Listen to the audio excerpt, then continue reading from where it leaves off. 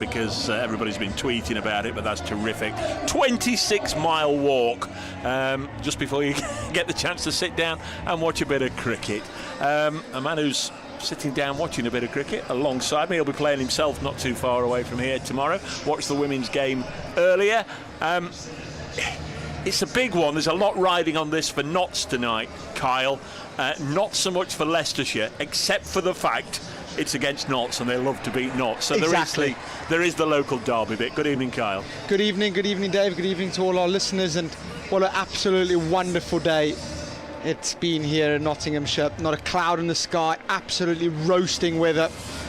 Gorgeous, exactly how summer should be. We've had wonderful weather, and I don't really want to try compete with the pyrotechnics, because if anyone is around, the temperature's gone up about by 15 degrees as all the fireworks, flamethrowers and everything goes off, which announces the players walk into the crease. But most definitely, Dave, Leicestershire love nothing more than to beat Notts, and they've got happy memories on this ground after winning the one-day cup here a couple of years ago.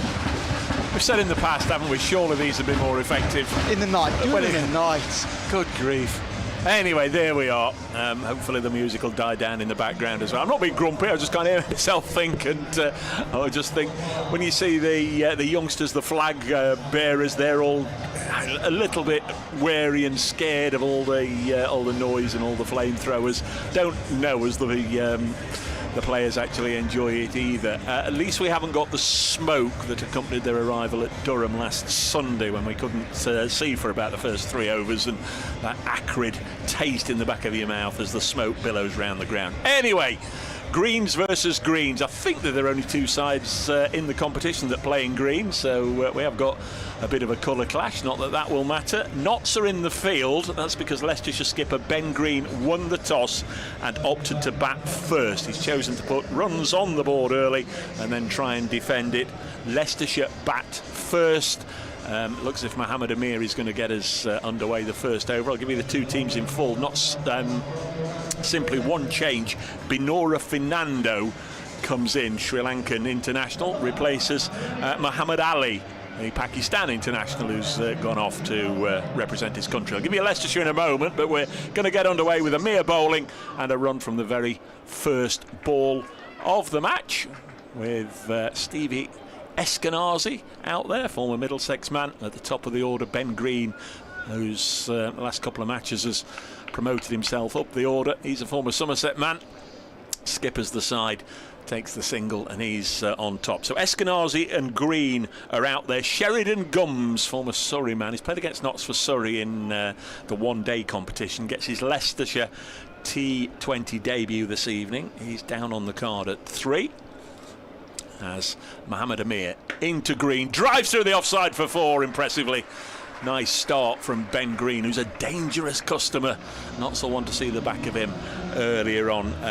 Sheridan Gums, Rishi Patel, Ashton Turner, Ben Cox, a South African who Kyle claims he knows everything about, Ruan de Swart, Josh Davey, Josh Hull, Alex Green. I've missed one. Joey Everson, how can I miss Joey, who's back at Trent Bridge in the colours of Leicestershire. He'll slot into the middle order somewhere. That's your Leicestershire lineup. 5 on the board already.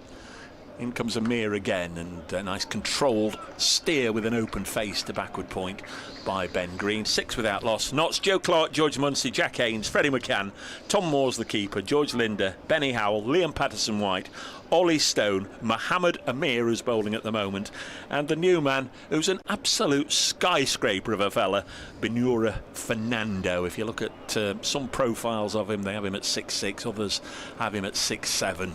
Safe to say he's not hard to pick out. He's absolutely massive. He's at short fine. The Eiffel Tower's at fine leg. Next ball is similar to the previous one. Green opened the face and ran it down to backward point to Freddie McCann. We're calling that backward point or a wide-ish third. Either way, it's McCann in front of the Larwood and Vos. And now it's Eskenazi doing the same. 7 with Outlaws.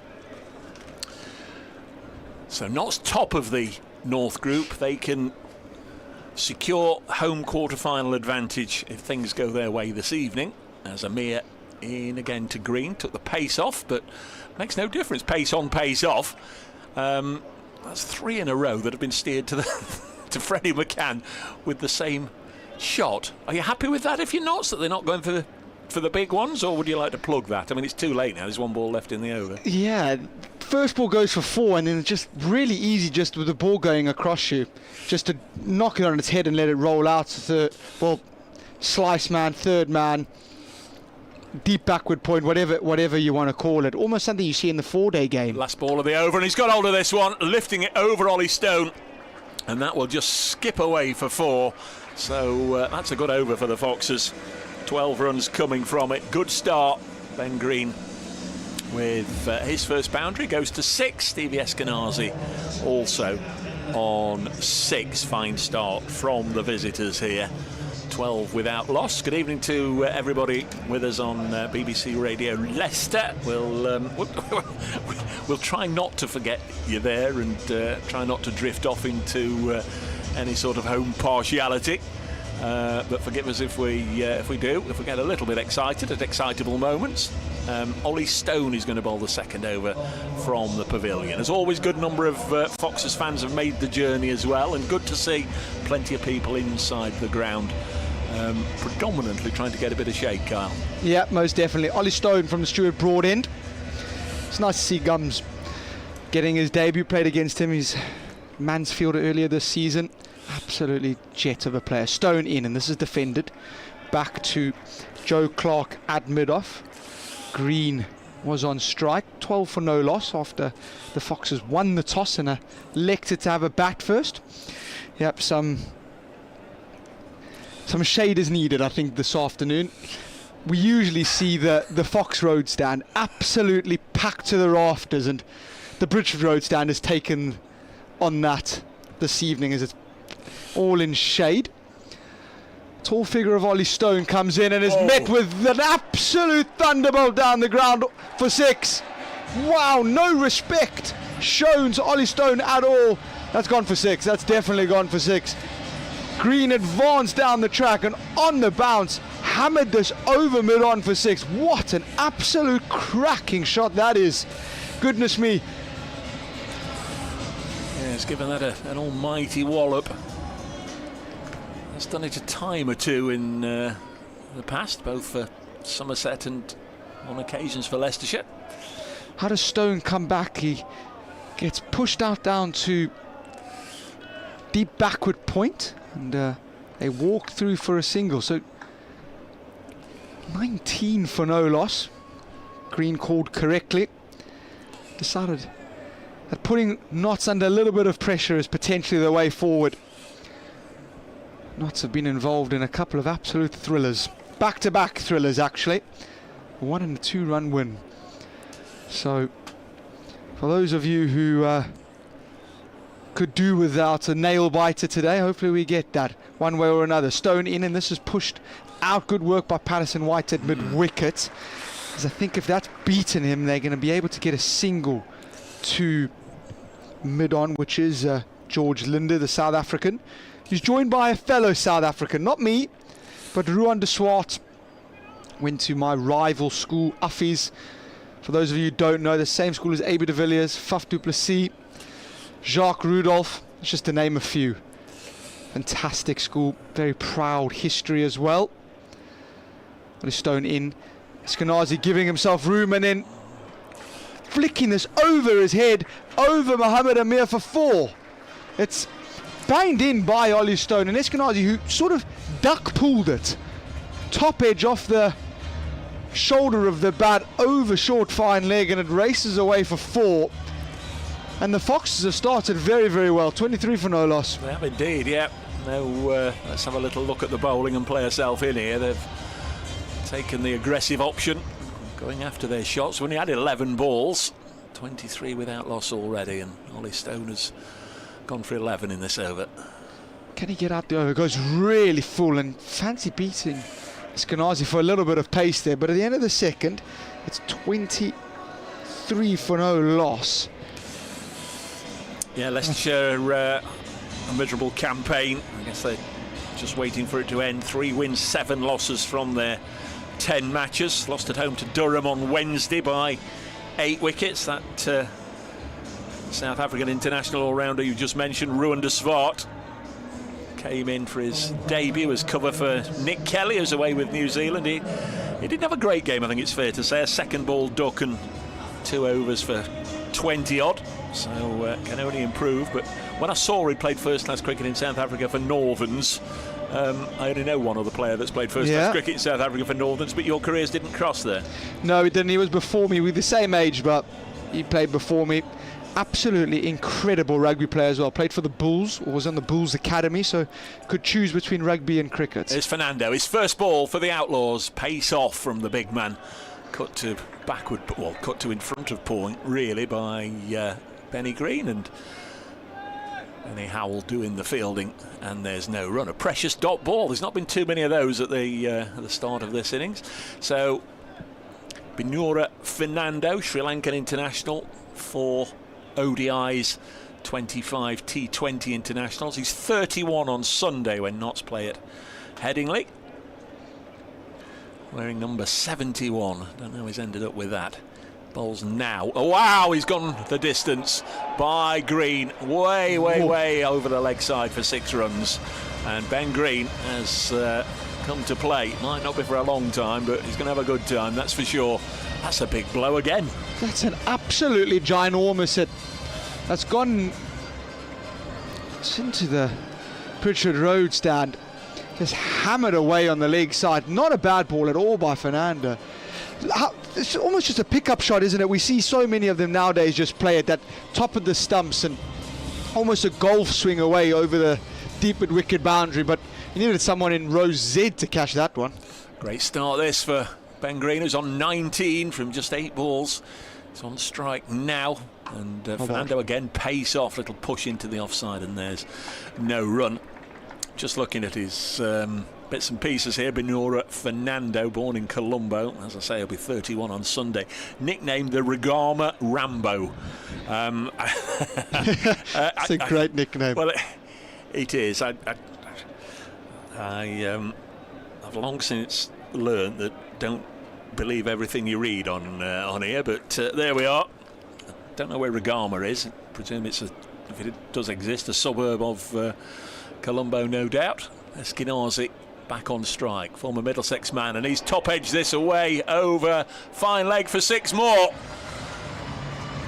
That went very, very quickly down towards the screen that we call the Batman board here at Trent Bridge for another half a dozen, and Binura Fernando all of a sudden is not enjoying his home debut for Notts Outlaws.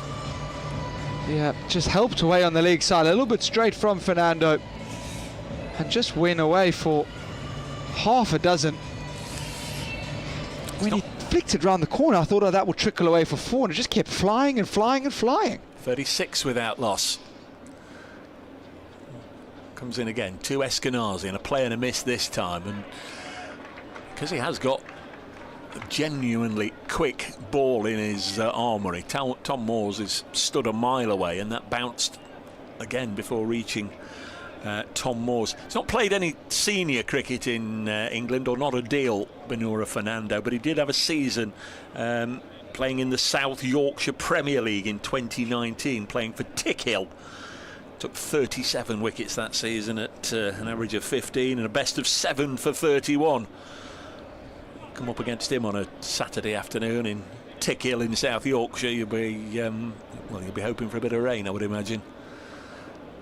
Giant of a fella. Final ball of his first over. 36 already on the board. Bowls now and a little drop and run from Eskenazi.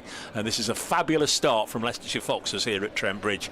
Through 3 overs, they are 37 without loss, with Mohammed Amir, Ollie Stone, and now Binura Fernando, all treated really with a little bit of disdain by these 2 openers, Stevie Eskenazi and Ben Green. Great start here on BBC Radio Nottingham, BBC Radio Leicester, that both clubs with the live stream and online through the BBC Sport website and app. The cricket page can have a bit of twirly-whirly stuff. Pace off, and it's going to be George Linder. Yeah, I think this is a good option.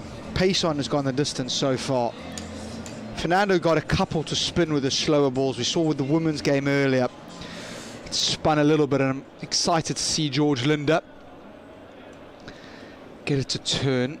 Long off, deep backward square are the men out, and it will go to deep backward square off Eskenazi's bat, just flicked around the corner. Moves the score to 38 for no loss. Ben Green's taken absolutely no time to get to 20. Eskenazi on 18, not much worse off having faced the ball more, so both flying around. Tom Moore's just making sure that Ollie Stone's in the correct position there at long off. The South African, George Linder, gets this ball in quick and flat, and Green just defending it off the back foot to mid-on, and they get through for a single. Of those available to Notts today, Linder has most wickets in this season's competition with 10. Of course, Muhammad Ali has now gone to join Pakistan in the West Indies. He got 19 at an economy rate of just over 7. Linder in, and this is again just tucked round the corner off the front foot, and they walk through for a single. Liam Patterson wide, LPW does the fielding there. I'm sure he will have a big part to play with the ball later. This is good so far from Linder. 3 balls, 3 singles, stemming the flow of boundaries. We've seen a flurry of boundaries so far down the track, and this is going high. Ollie Stone is coming in. He settles himself and takes the catch, and that's a big wicket. George Linder loves taking a wicket in the first over in the power play. He did it against Lancashire. He's done it again tonight.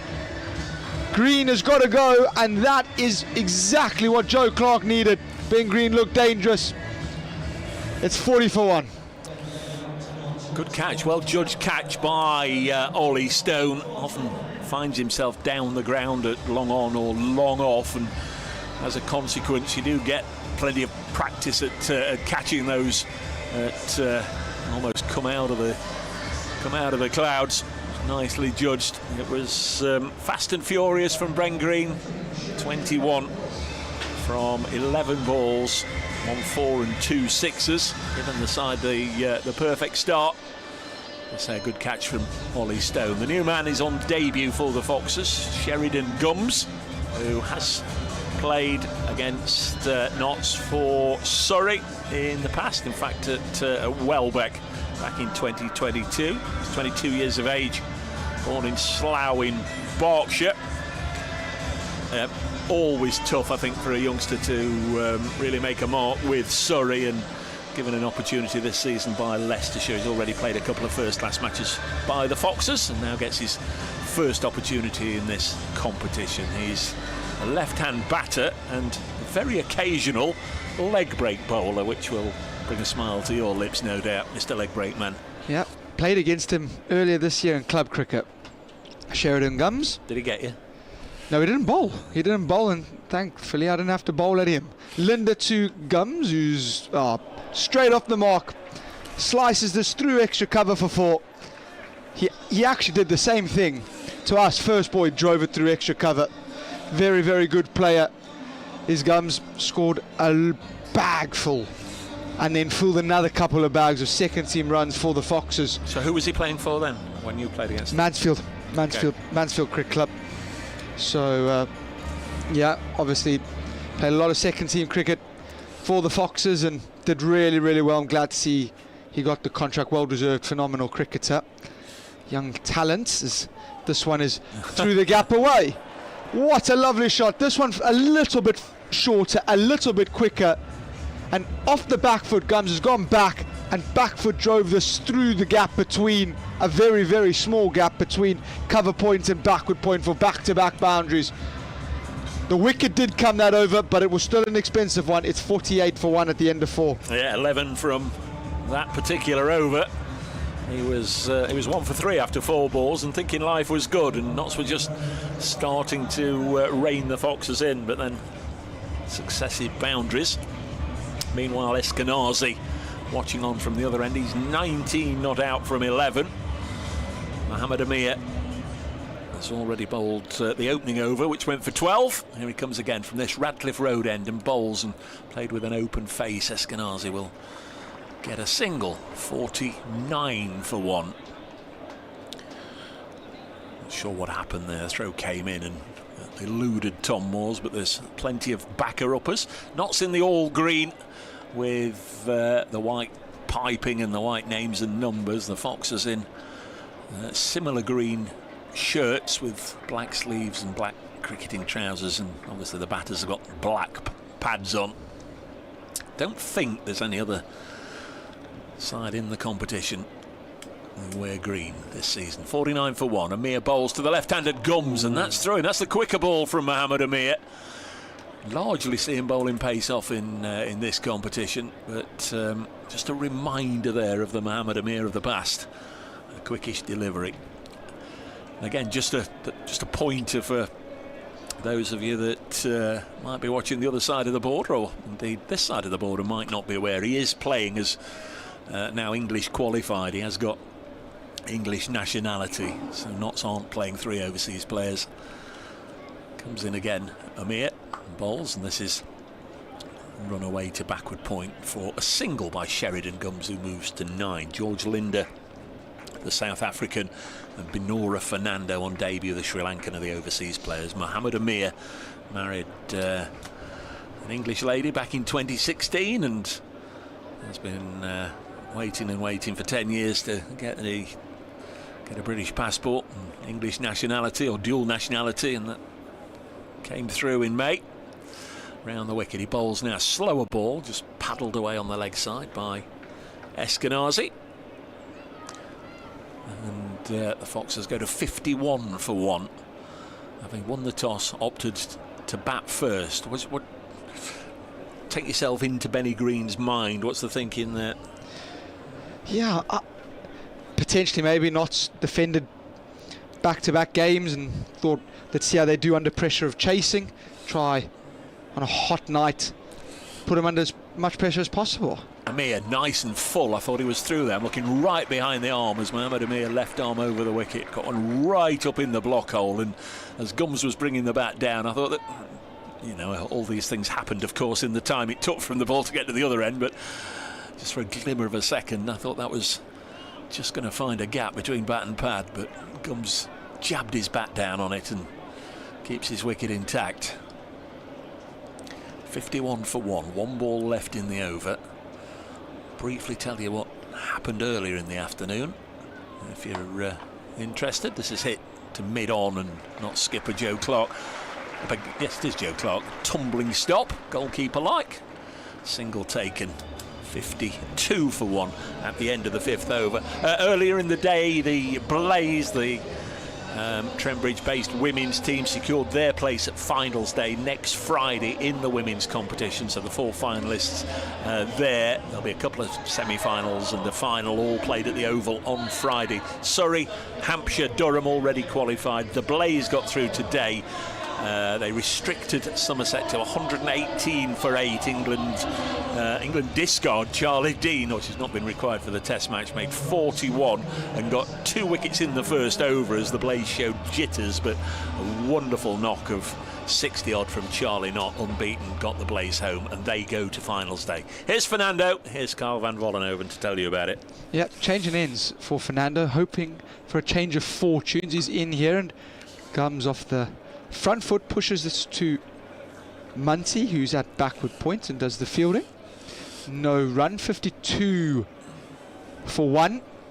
Remember, Notts, I think if you had spoken to Steve Moores after the first 3 games and said in a couple of months he'll be playing the Foxes at home with a win very possibly to give you a home quarter-final, I think most people would have said you're lying.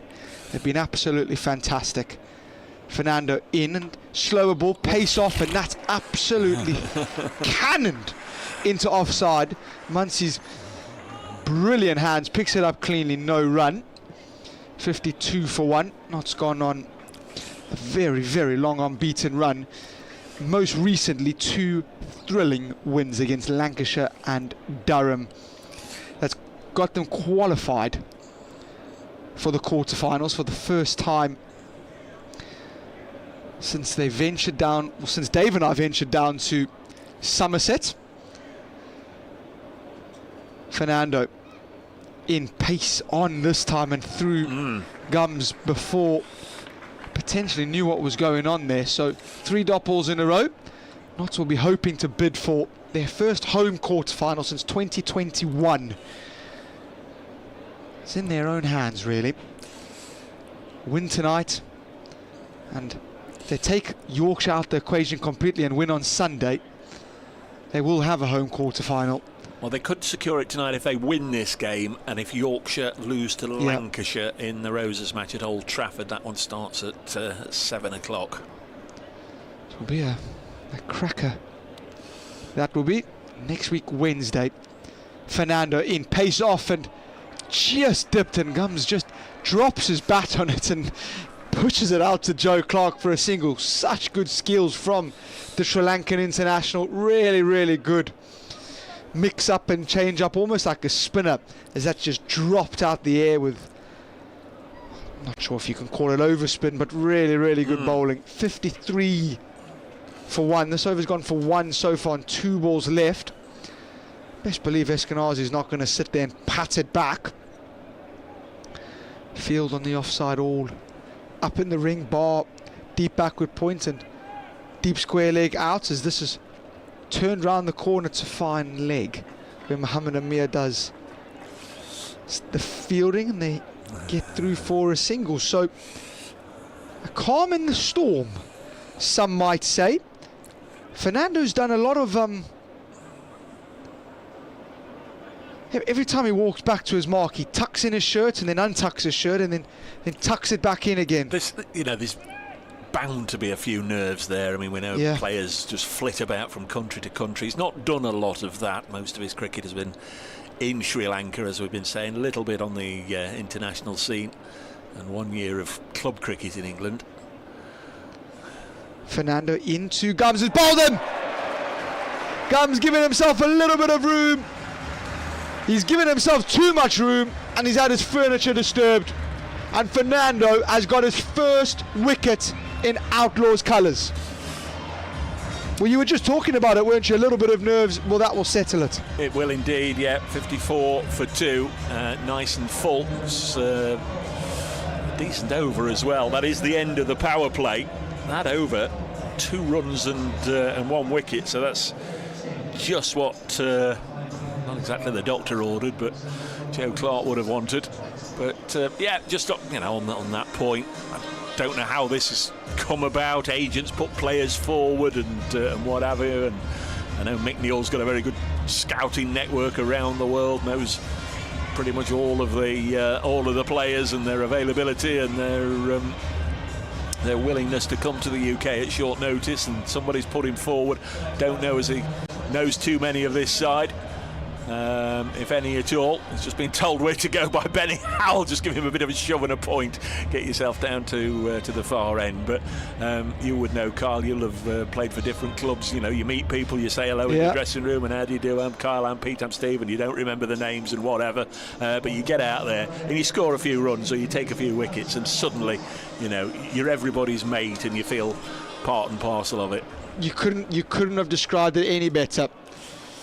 Rishi Patel's the new batter, and it's Liam Patterson-White. Yeah, Rishi Patel announced 2 or 3 weeks ago that he'd be leaving Leicestershire at the end of the year. He's going to face LPW, Liam Patterson-White. The first ball is nudged through mid-on. Hampshire, I think, is the destination of Rishi. He's found himself in at 4 this evening. 55 for 2. Eskenazi with that single moves to 23. Liam Patterson-White.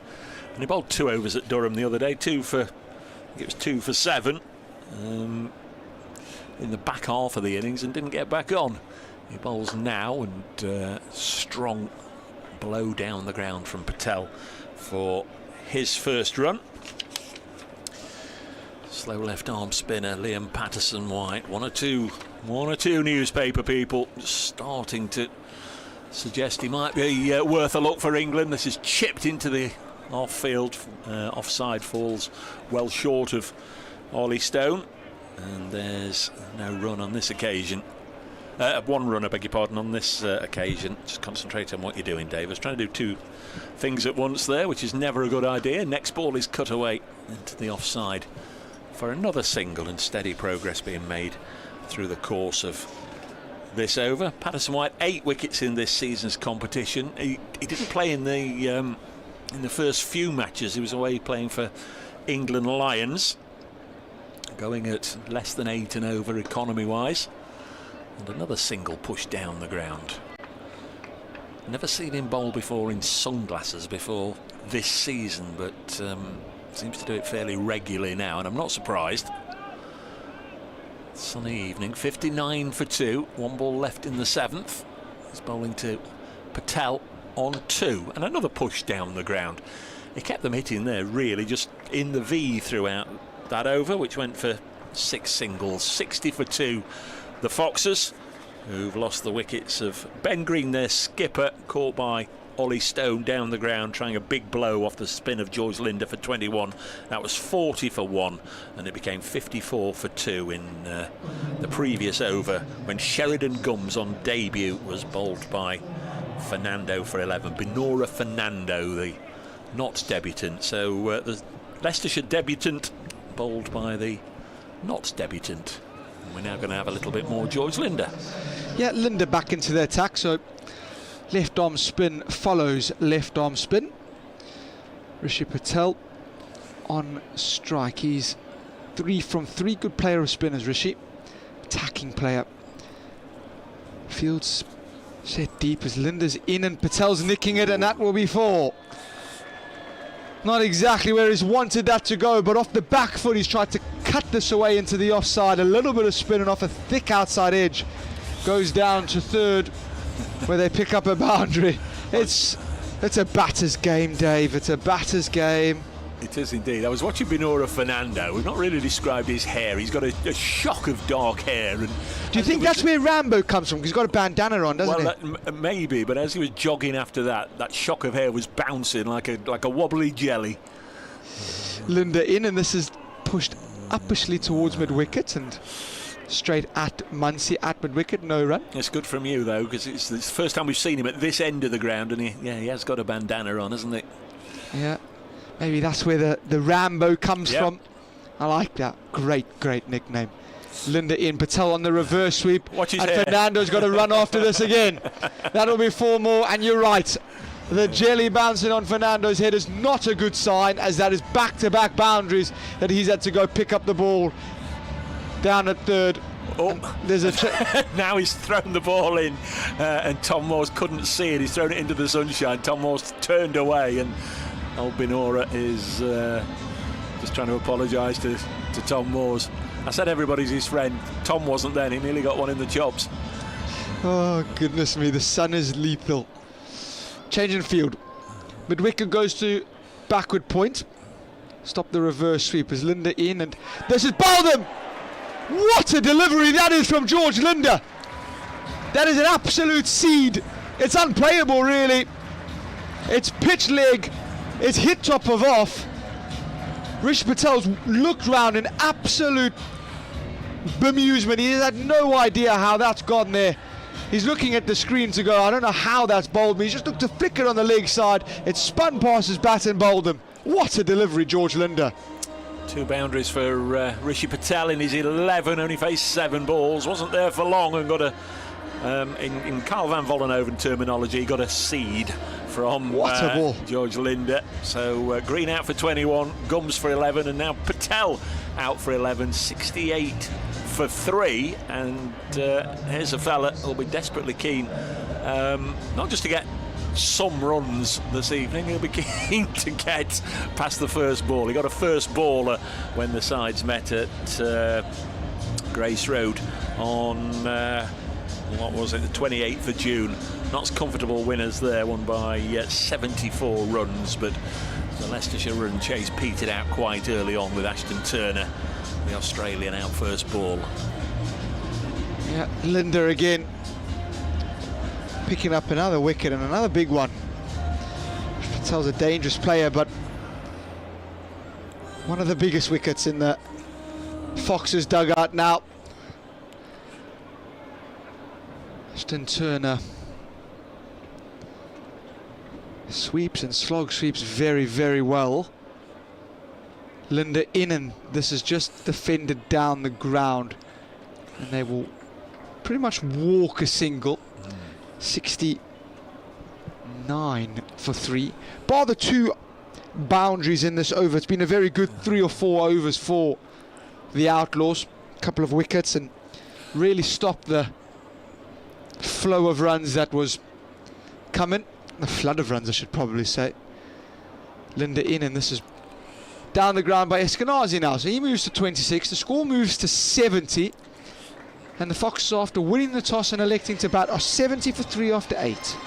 I think if you'd offered them that at the start of the innings, yeah, you know, you don't want to. No, of course. You don't want to come out and say, oh, we're more than happy to lose 3 wickets in the first overs, but just the way that Eskenazi and Ben Green started, putting 40 on together for that first wicket, really taking the early stages away from Notts, getting that platform, it does mean that the middle order can find a decent partnership now with this pair. Still some good players to come, of course. Benny Cox, former Worcestershire man, the wicket keeper. Your mate Ruan de Swart, is that how we're saying it? Yeah, Joey Everson, who knows these parts well. Eskenazi on strike and just nudges it out of reach of Liam Patterson-White. Tell me again, Ruan de Swart? De Swart. Swart? Yeah, that's the one. Okay. From Gauteng? Northern Pretoria. He was born in Gauteng. He was born in Gauteng, yeah. I did look him up. 71 for 3. Turner with a single to his name.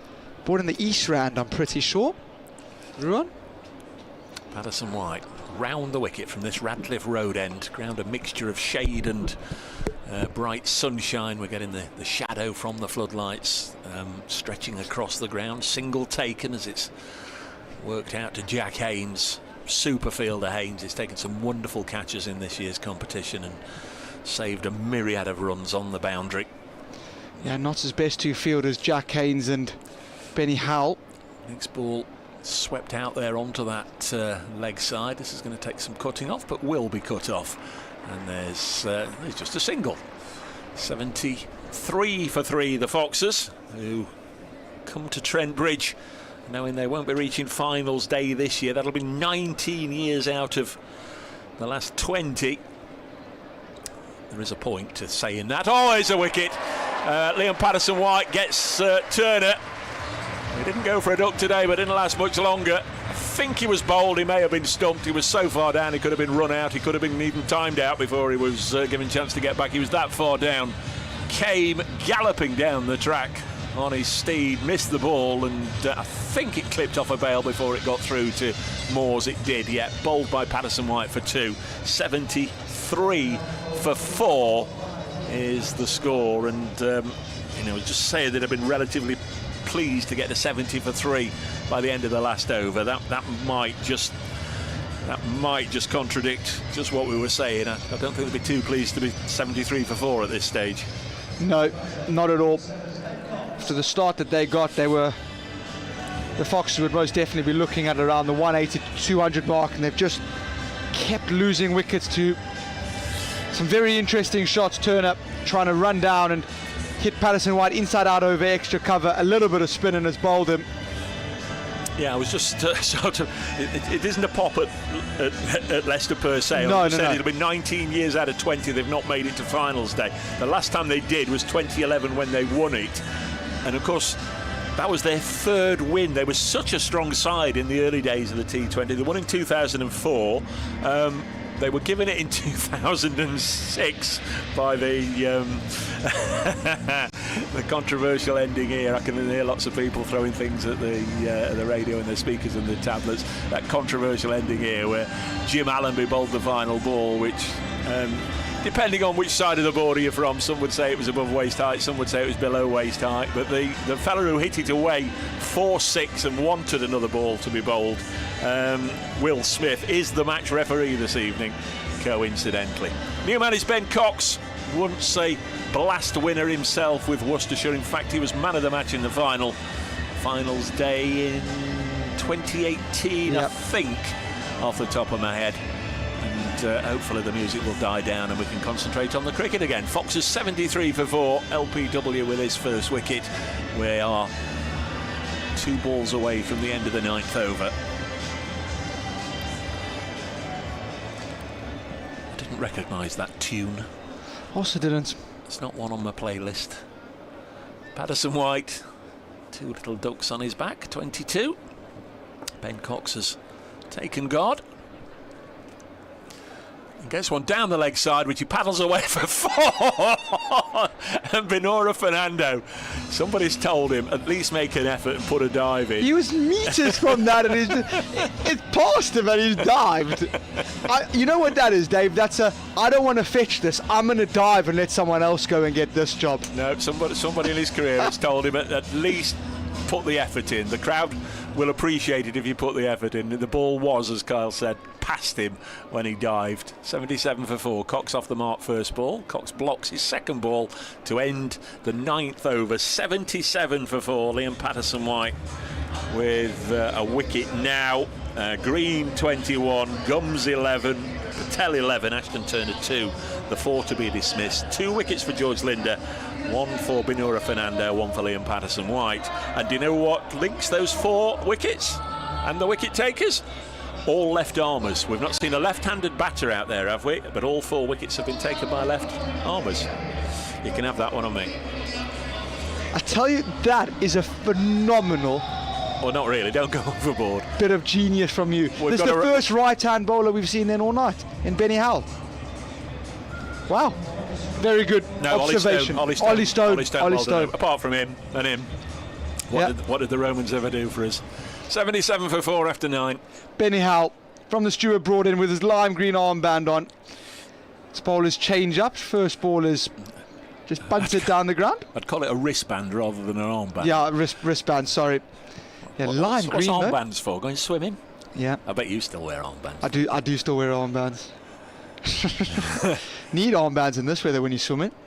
Something to keep you awake when you're out there.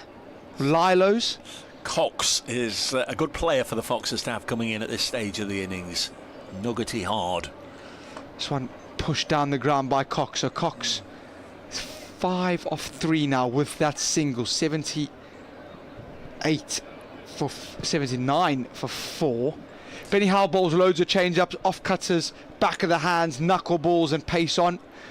So wiry customer, been around years and years and years. This one pace on and this one nicked down for 4 by Eskenazi, who just walks down, taps the other end and says, sorry, it wasn't meant to go that far, but I'll take those 4 runs. He's very, very quietly, having watched a little bit of carnage at the other end but wickets falling, has moved on to 33 from 23. Would you believe me if I told you somebody already in this evening's blast matches has scored 100? I wouldn't, but I wouldn't be surprised if it's not Nye Donald or something silly like that. It's Dan Hughes of Sussex. The game did start at 5:30 though. Middlesex at Radlett School. This one off pace delivery and pushed down the ground by Eskenazi. Couple of games started earlier. Sussex 213 for 3 after 20 overs, playing Middlesex, who were 93 for 2 after 8 in reply. They're 2 sides who can't go any further. And they started early at New Road, Worcestershire, Gloucestershire. Howell in goes short outside the off stump, and this is carved through the offside for 4. So a big over so far. Another boundary, this time off the bat of Cox. This is a really, really important game in that central group, Worcestershire and Gloucestershire. They're locked together, joint second, if you like. Worcestershire made 181 for 5 after 20 overs. Gloucestershire just starting their 21 without loss in the 3rd. But that's a big game there. One could qualify, one could miss out. It's that close between those 2. 88 for 4 as the next one just flicked down the ground off the back foot by Cox, and that will be 89 for 4 now. It's an expensive over of 12 for Benny Howell. So at the end of 10, it's 89 for 4. Yeah, 12 from that particular over.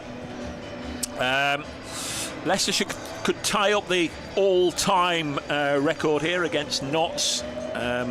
Notts 20 wins Leicestershire 19 wins.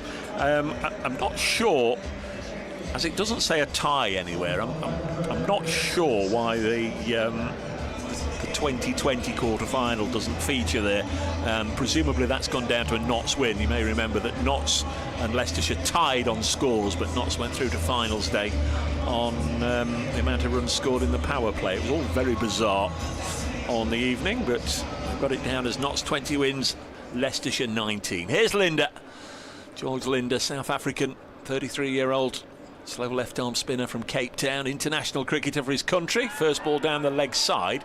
Tom Moore's appealing for something. Whatever he's appealed for, has he stopped the umpire from giving a wide? No, he hasn't. That's almost the the longest I've seen between the ball going dead and the umpire deciding. And now George Linda and the umpire having a right to do. It's almost like Cristiano Ronaldo arguing with the referee there. You're not going to get the decision back, George, who bowls again, and this is hit down the ground for a single. 91 for 4. Cox on to 11. You don't want to be on 11 for long, Ben, because we've already had both Rishi Patel and Sheridan Gums dismissed on 11. That's the score to avoid this evening. Eskenazi there since the start on 34.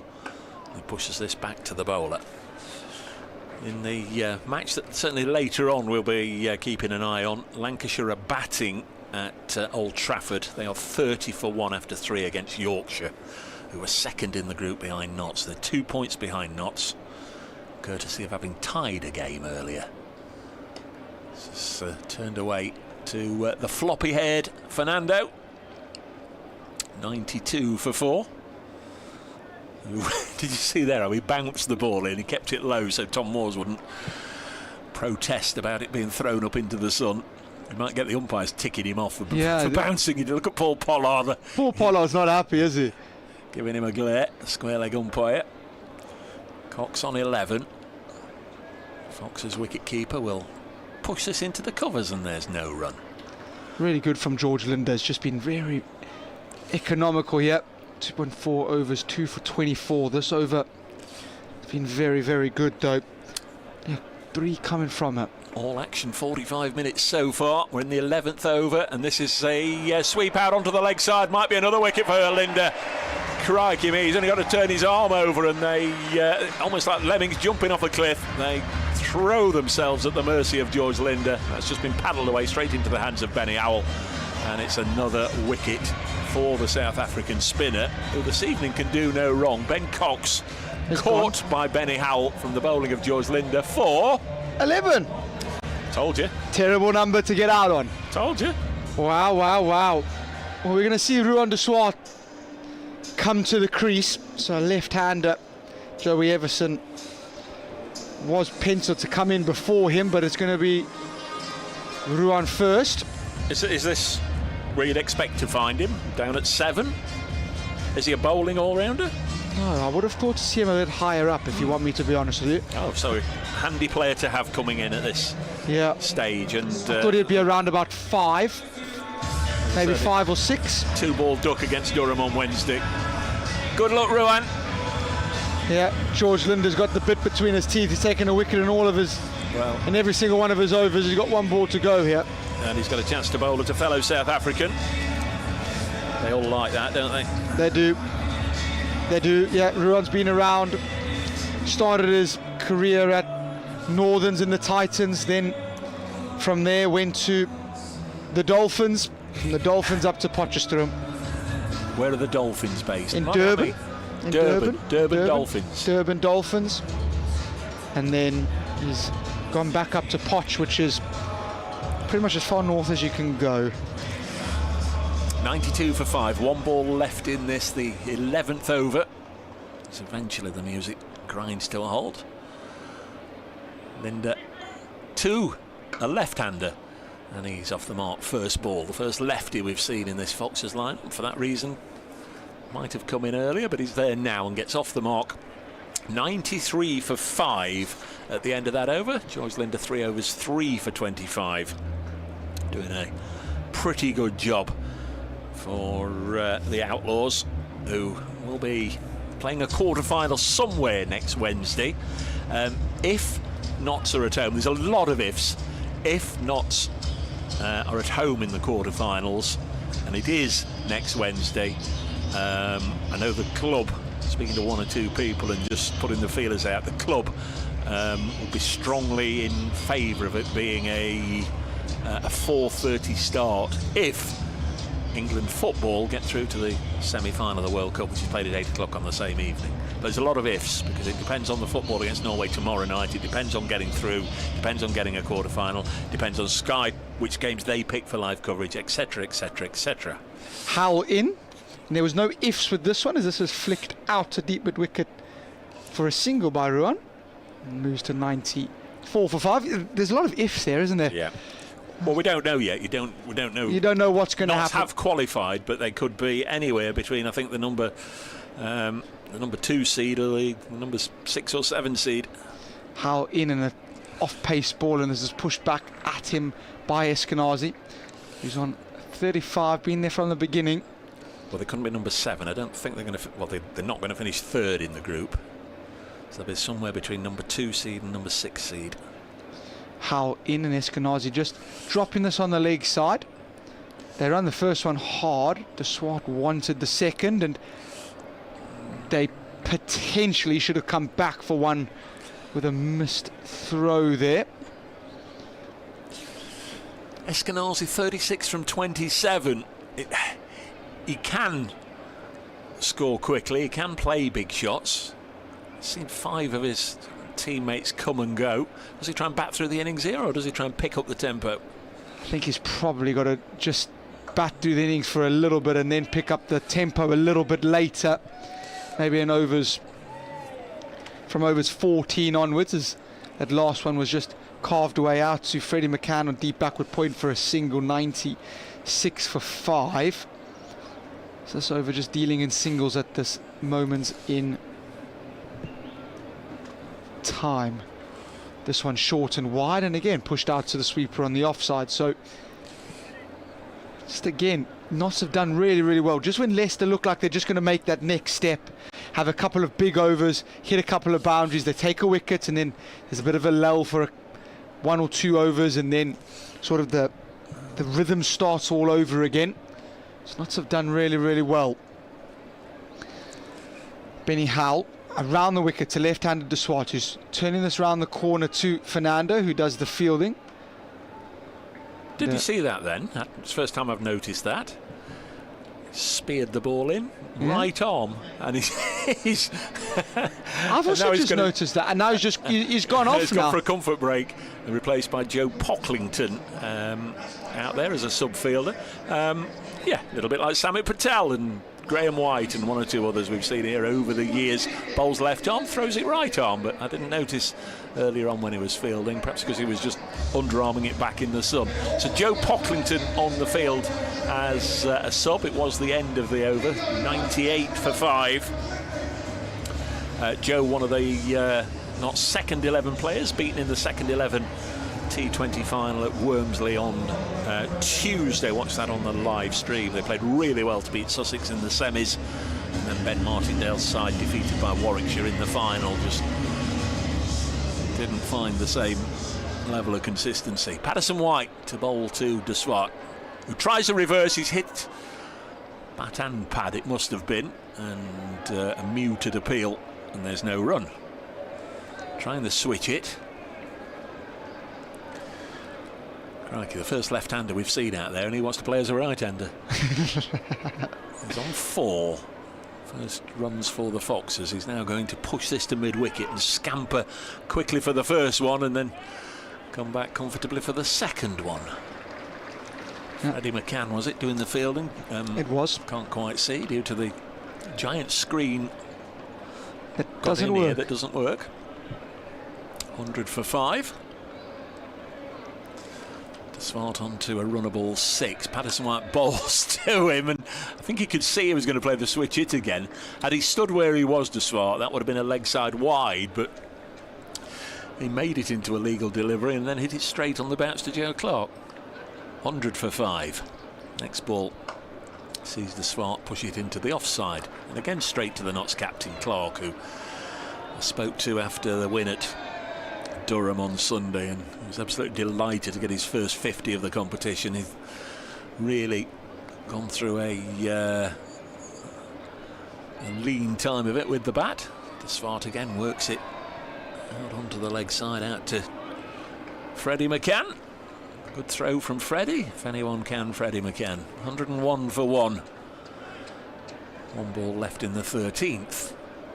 This fielders running everywhere. It's almost like the music's still going, isn't it? Wait till the music stops, and then we'll... I know there is a right-hander and a left-hander, but a lot of changes being made, and this has just been dropped in the exact same spot that Joe Clark was fielding in.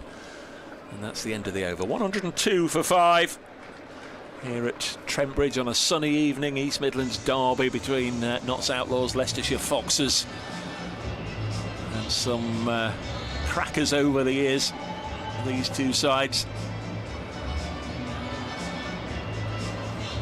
This one may be just yet. Farhan Ahmed's out there as just collecting a helmet from Tom Morse, which might just indicate we're going to have a bit of pace on at the far end. Looks as if it's going to be Ollie Stone. Yep, Stone to bowl his second over. First got a little bit of punishment. So the 14th over here for 11 in his first did Ollie Stone. Got Ben Green got a hold of him. Eskenazi on strike now. Field is deep cover, deep backward point, deep mid wicket, fine leg and deep backward square. Stone in, goes short, and this is pulled away. Can't imagine with this field that they're going to get many in their half. Eskenazi and De Swart. 103 for 5. Little bit of a change in field now, so long on goes out. Deep mid wicket, deep backward square. No one at fine leg, but third is out. And sweeper on the offside's out. I beg your pardon. Fine. Third has come up and fine has gone back. So everyone out on the leg side bar the sweeper on the offside is Ollie Stone from the Stuart Broad end. In goes slow ball to De Swart, and he's pulled that away for 4. Yeah, slow ball into the wicket, and De Swart so early on that pulls that away for 4. Not sure that's the best option from Ollie Stone to the South African from the Highveld, where all you get is short pitch bowling growing up. 107 for 5. Look what he's on now, though, De Swart. Oh, it's over. So he's on 11. He's on 11. So potentially a big wicket opportunity, and still on 11. So was driven full and uppishly towards mid-off. He takes it on the bounce. No run. 107 for 5. Struck fairly cleanly.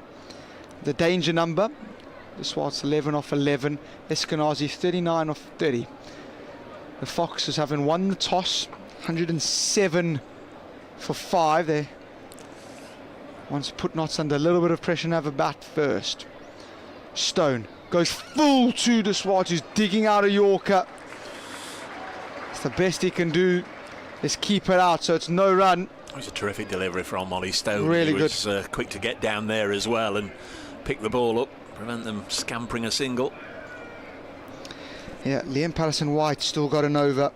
George Linder still got an over. Amir 2 overs. Fernando 2 overs.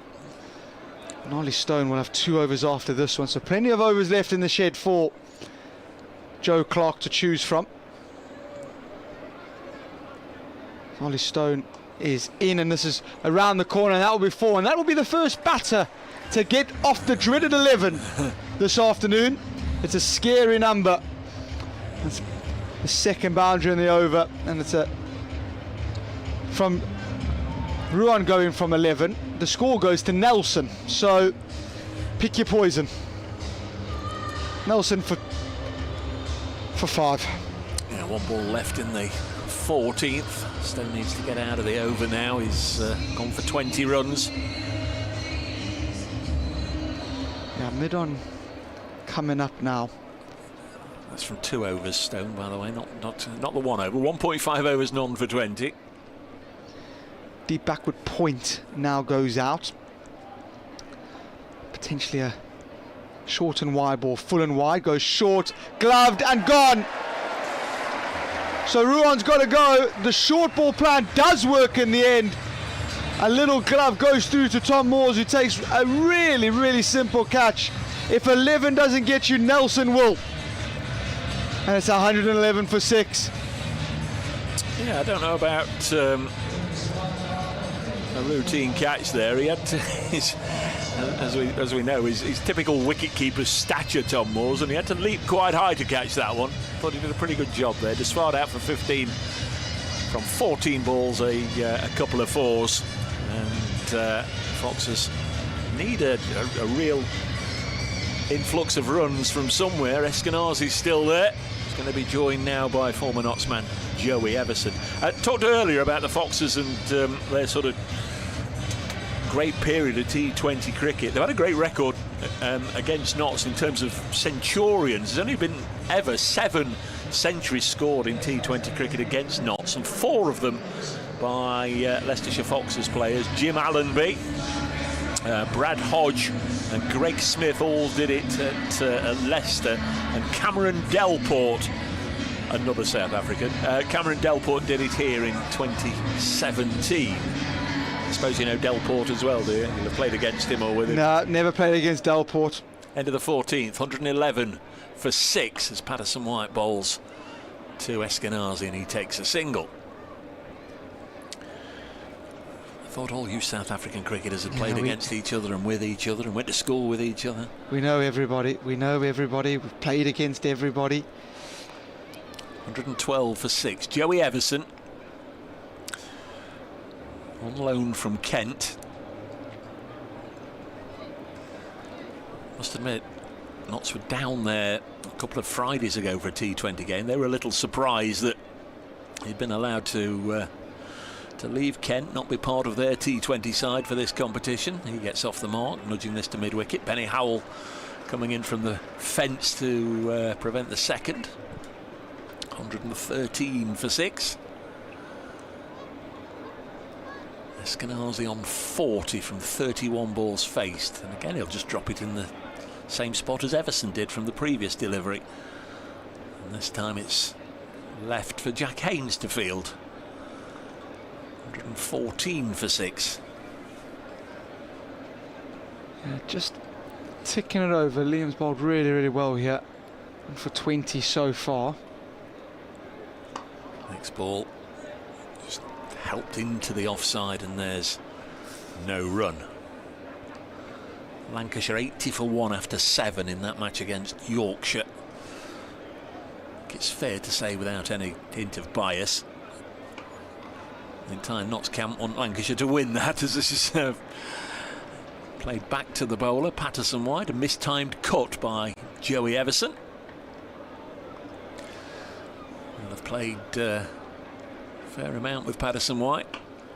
This is pushed back past the bowler, down the ground for another single. 115 for 6. Good from LPW's through his 4 overs. 1 for 21 his figures. Done another good job for his team there, as invariably nearly always does. Lost the scoreboard. It's something in the region of 115 for 6. I think that's exactly what it is, actually. 115 for 6 after 15, so 5 to go. They're asking on the big screens for everybody to play the air guitar in the ground here, for reasons best known to themselves. Yeah. Another thing, here's George Linder. You any good on the air guitar? Absolutely talentless on the air guitar. That's not my dance move, that, Dave. Any musical instruments? No. Very sporting driven up, unfortunately. Linder in, and this is defended off the front foot by Joey Everson. Have you done the karaoke? Everyone loves a karaoke. Come on. Karaoke's so good. Do love a karaoke. Good 80s throwback. Can't go wrong with that. Linder, short, and this is off the back foot. cut into the offside, goes out to long off where Liam Patterson-White does the fielding. 116 for 6. Yeah. You strike me as a karaoke. I've done a bit. 54 runs on the board at the end of the power play, so they've only scored 62 in coming up to 10 overs. The Foxes. Linda in, down the track was Eskenazi off an outside edge through to Fernando, who throws it right-handed again. Well, ambidextrous, gentlemen. He obviously does throw right arm, but it's a strange one, isn't it? Bowl left-handed, throw right-handed. Yeah, you know, I had this with Samet for 20 years. You know, why do you do that? Well, it's just the way. It's just the way. It is weird. It is very, very weird. That brings Everson on strike. It goes on the switch in, and that's a magnificent shot. And that will be 4. Up and over Fernando. What a lovely, lovely cricket shot that is from Joey Everson, who's enjoying his return to Trent Bridge. Been back before, obviously. I'm waiting for a particular beat from the man on the tannoy, and then we can all say, can you hear the drums, Fernando? Are you familiar with that one, the ABBA song? I am. Who's not familiar with ABBA? That one of my karaoke ones is "Give Me a Man After Midnight." What a! Oh yeah. You can't go wrong with that one, can you? Linda in, and this is defender. Oh, beg your pardon. A little bit of spin, and it's gone through to Tom Moores. So Linda's getting some purchase out of the wicket here at Trent Bridge. Beats Joey Everson. So Linda, 1 ball left in his spell. 3 for 31, which one of those wickets included a miraculous, marvellous delivery that he bowled to Rishi Patel. Joey Everson on the sweep again, and he must have got some bat involved there, otherwise you fancy that the finger was going to go up from Paul Pollard, but it didn't. At the end of that over, Linda's finished his 4. He's finished with figures of 3 for 31, and it is 121 for 6. Terrific stuff again from George Linda. Got the wickets of Benny Green, Rishi Patel and Ben Cox. Got 4 to go. He is actually the second Fernando to play for Notts after Asita Fernando, a fellow Sri Lankan international, left arm quick, who played a few games for them a couple of 3 years ago. Sita Fernando. This is Binura Fernando, and this is Mohammed Amir, another left armer. Round the wicket then to bowl to Eskenazi, who's still there and at full stretch has just flat battered the ball out onto the offside to McCann for a single. 122 for 6. Eskenazi on 43 from 34. The way he's going, he could bat through this innings at about 55 not out. Should be a crazy little innings. Everson is 7 not out, and he's on strike. There's a couple behind square on the offside for the reverse. This is pitched up by Amir. In fact, it was a low full toss actually, and it's just helped down the ground for Ben Howell. 123 for 6. The Foxes score. Who won the toss, opted to bat first here at Trent Bridge. Ground they've not won since 2022. Notts won in 2023 and last year. 2024, the rain spoiled it. Short from Amir. It's one of those into the wicket bouncers that just paddled away on the leg side for a single. 124 for 6. Leicester have won here 9 times over the years, including that final in 2006, which supposedly in the record books is was played on neutral territory because it was a finals day. Actually won 3 in a row: 2017, 2018, 2019. Mere bowls mistimed from Everson. Goes through to Tom Moores. 124 for 6. Somebody's got to start finding the rope, I think. There's just Josh Davey, Josh Hull and Alex Green to come. No Liam Travaskis this evening. No Rian Ahmed, who played for England last night at Bristol, didn't bat or bowl. Which is a bit of a shame for Rian. Amir bowls, and Everson tries the pull. It was a little too full for that, and again he missed it, and it goes through to Moores. Ben Mike out injured, Sol Budinger currently out injured. Wish them both well. Ian Holland is away playing in the Major League Cricket for Washington Freedom. Have you been staying up all night to watch the Major League Cricket? Absolutely not. No, nor me.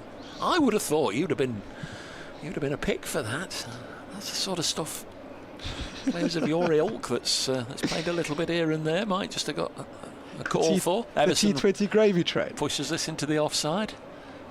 You like a bit of gravy. 125 for 6 at the end of the 17th. You'd go if asked, surely. Oh, absolutely. Well then. I'll be the first one on the plane. There you go. Listen what they're playing. There we go. They must be listening to you, Listen Dave. to what they're playing. And can you hear the drums, Fernando? And Fernando's coming on to bowl. How long have they been waiting to play that? That's brilliant. Brilliant by the DJ. I suspect somebody's had to give him a hint first. I suspect they'd have done that earlier, wouldn't they, when he first came out to bowl, if he'd had that lined up. Surely. Thank you. Say thank you for that. 125 for 6. I'm having that one. Who did he message in between overs there to get that anybody. done? No.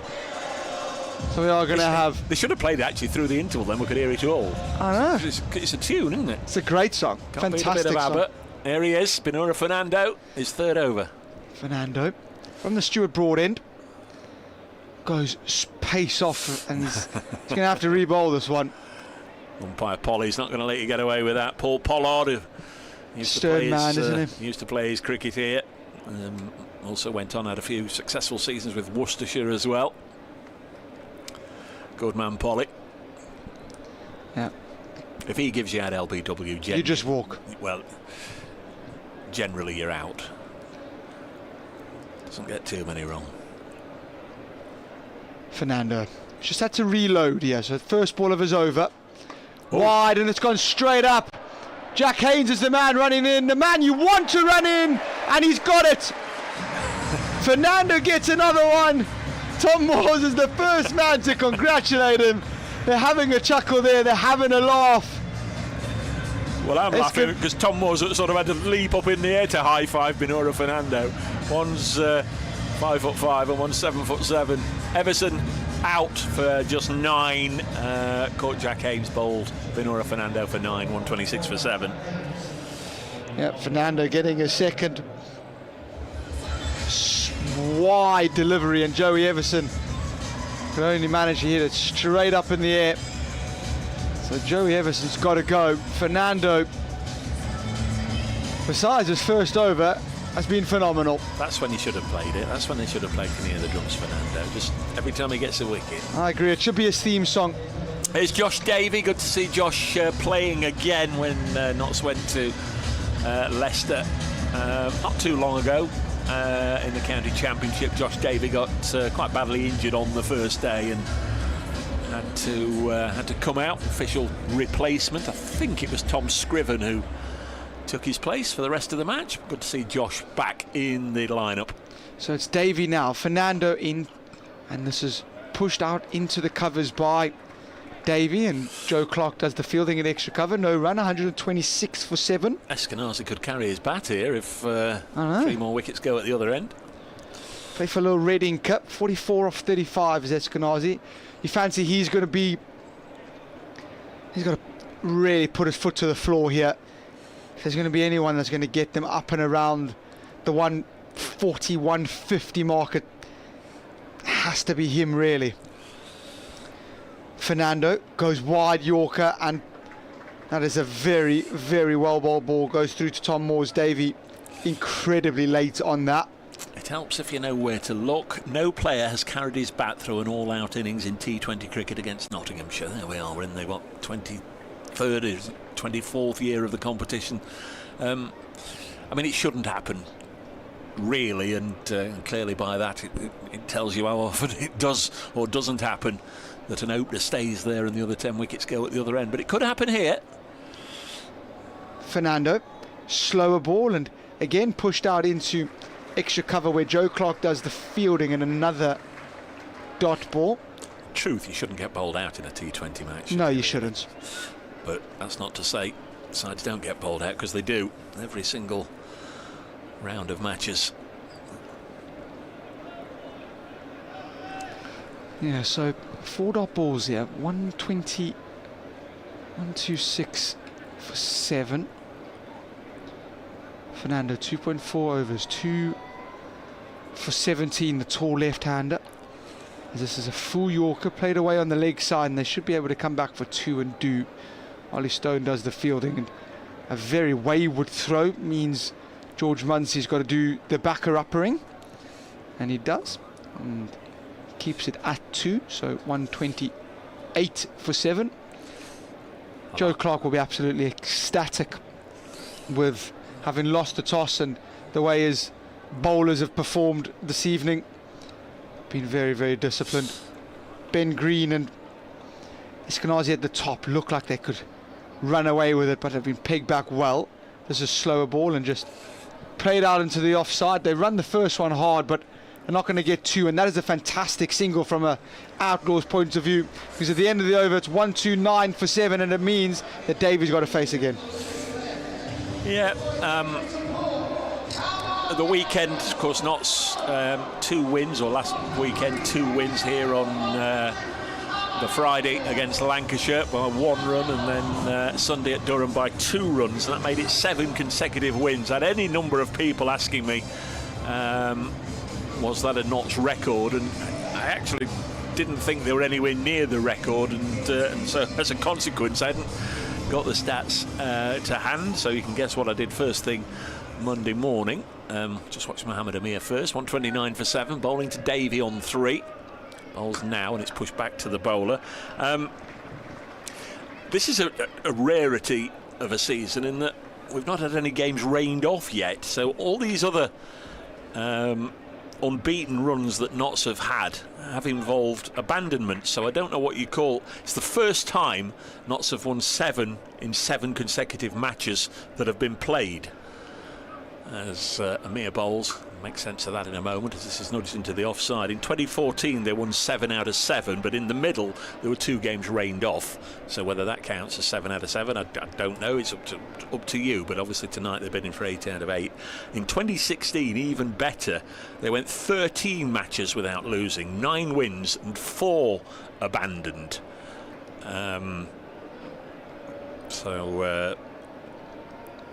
That was 2016 when they got to finals day. This is slammed down the ground by Davey, and it will go for 4 runs. Nice looking shot, 133 for 7. And in 2021, 8 wins and 2 ties. So on that occasion they went 10 matches without defeat. There was no abandons in that, but so make of that what you want. If certainly they won't ever have won 8 out of 8 before in a row without any abandonments if they get the win tonight. 133 for 7. Davey on 7 with that lusty blow, and he's played another lusty blow, but square of the wicket on the offside. He'll only get a single to go to 8. 134 for 7. Leicestershire 3 times Blast winners, 2004, 6 and 11. Notts twice winners, 2017 and 2020. Leicestershire, Hampshire and Somerset, the 3 sides that have won it 3 times. 134 for 7. Eskenazi on 44. This is short and pulled away onto the leg side for a single fielded by Haynes. Pretty sure, or as you can see, I've got no notes. I fancy that when Leicestershire won it, the last time in 2011, James Taylor was still part of their team. Of course, he's here as part of the Foxes coaching staff today. Alfonso Thomas, the head coach, another South African. Yeah, loads of them. 1 ball left in the 19th. 135 for 7. Mohammed Amir bowls his last ball, and it is over. Just wondered there because he flirted with the guideline. There's 1 over left in the innings. 135 for 7. Eskenazi, I would guess he's not enjoyed this one little bit, Stevie Eskenazi. He's not been able to absolutely go crash bang wallop. There we go, playing it again, listen. Oh no, that's a different ABBA song. He's got 45 from 36, 3 fours and a 6, but he's not been able to dominate the bowling or monopolise the bowling. Wickets have gone at the other end, and I don't think he'd be too thrilled at being 45 not out at the start of the final over, but let's see what he can get. No, 45 off 36. Fernando into Eskenazi, who's swooshing at this and is playing and missing. Has a wry, like, look at the wicket, chuckle to himself and just says, it's done loads. Still, yes, it is spinning. Yes, it is maybe not the easiest wicket to bat on, an absolute road that they call it. Still fancy there, about 15 under par. Comfortably. 150 potentially is closer to par than what 135 is. So Fernando's got 5 balls left. He's been really good with his change-ups, the tall Sri Lankan. Into Eskenazi, who's hitting this over extra cover, and that will be 4 runs. So a little bit too much width off it there. That moves to 139 for 7. Mentioned Notts winning last year. They won by 1 wicket. It was a real dramatic game, chasing 188 for 2. They scrambled the win off the penultimate ball. Farhan Ahmed pushed Logan van Beek for a couple of runs. Yep, I remember that. Got the revenge over his brother because I think the Foxes won at Grace Road last year, and Rehan had a good game, so nice for Farhan to be involved in a dramatic moment like that. 139 for 7. Fernando. Eskenazi across his stumps, and that won't be a wide, and he's fallen over. 2. I don't know if he's going to beat the count here, Eskenazi. He's down on the ground. I think the ref would have counted him out by now. He's toppled over there, completely lost his balance. I think he would have been hoping it would have been a wide, but I don't think it was. He was just trying to move across his stumps, trying to lever it away on the leg side, and it was almost like a giant redwood being felled, wasn't it? Down he went, timber. 3 balls left, 139 for 7. Can they get 2 out the middle and get up to 150? Fine leg and third man in the ring. This is pushed away into the offside. They run the first one hard, and Liam Patterson-White's done very, very well there. They get back for the second in the end, but that's brilliant work by Liam Patterson-White, who's most definitely saved 2 out there in the deep extra cover boundary. Well done, Jack Haynes, for working with him as well, but brilliant work, Liam. And that's Eskenazi's 50. It comes in the 19th over. I beg your pardon, the 20th over. He moves to 51 of 40 deliveries, striking at 127. Bit of a weird innings. 4 fours and a 6, 2 balls left. Yeah, Fernando. Wide ball, and then Eskenazi just almost bunts it into the offside.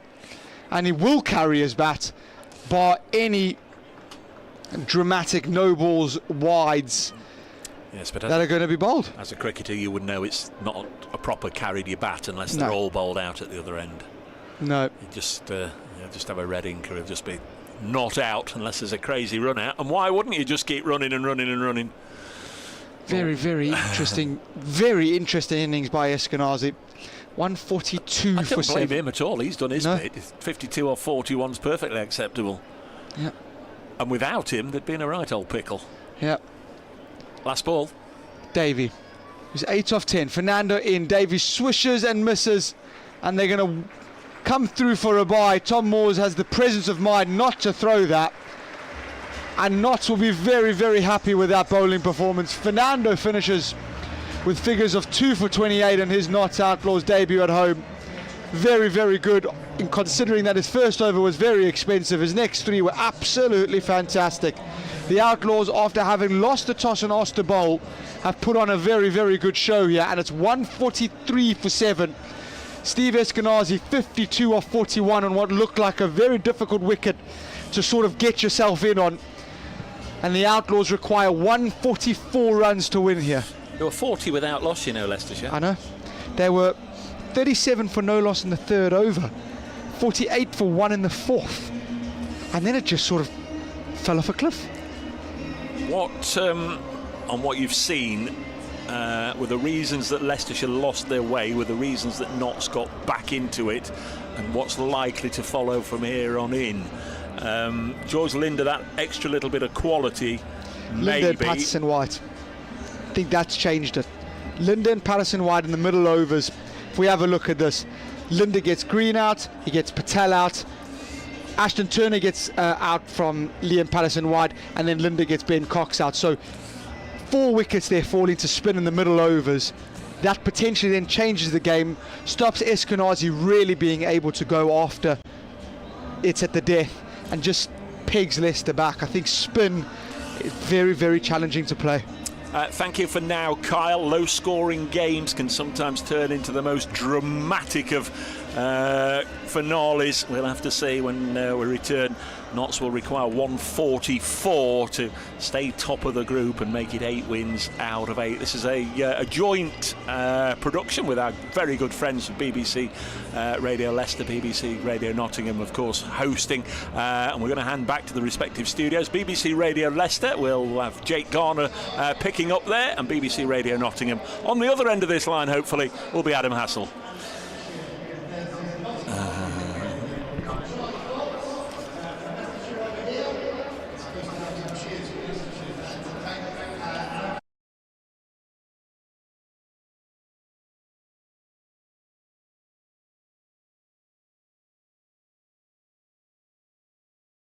Welcome to East Midlands Airport.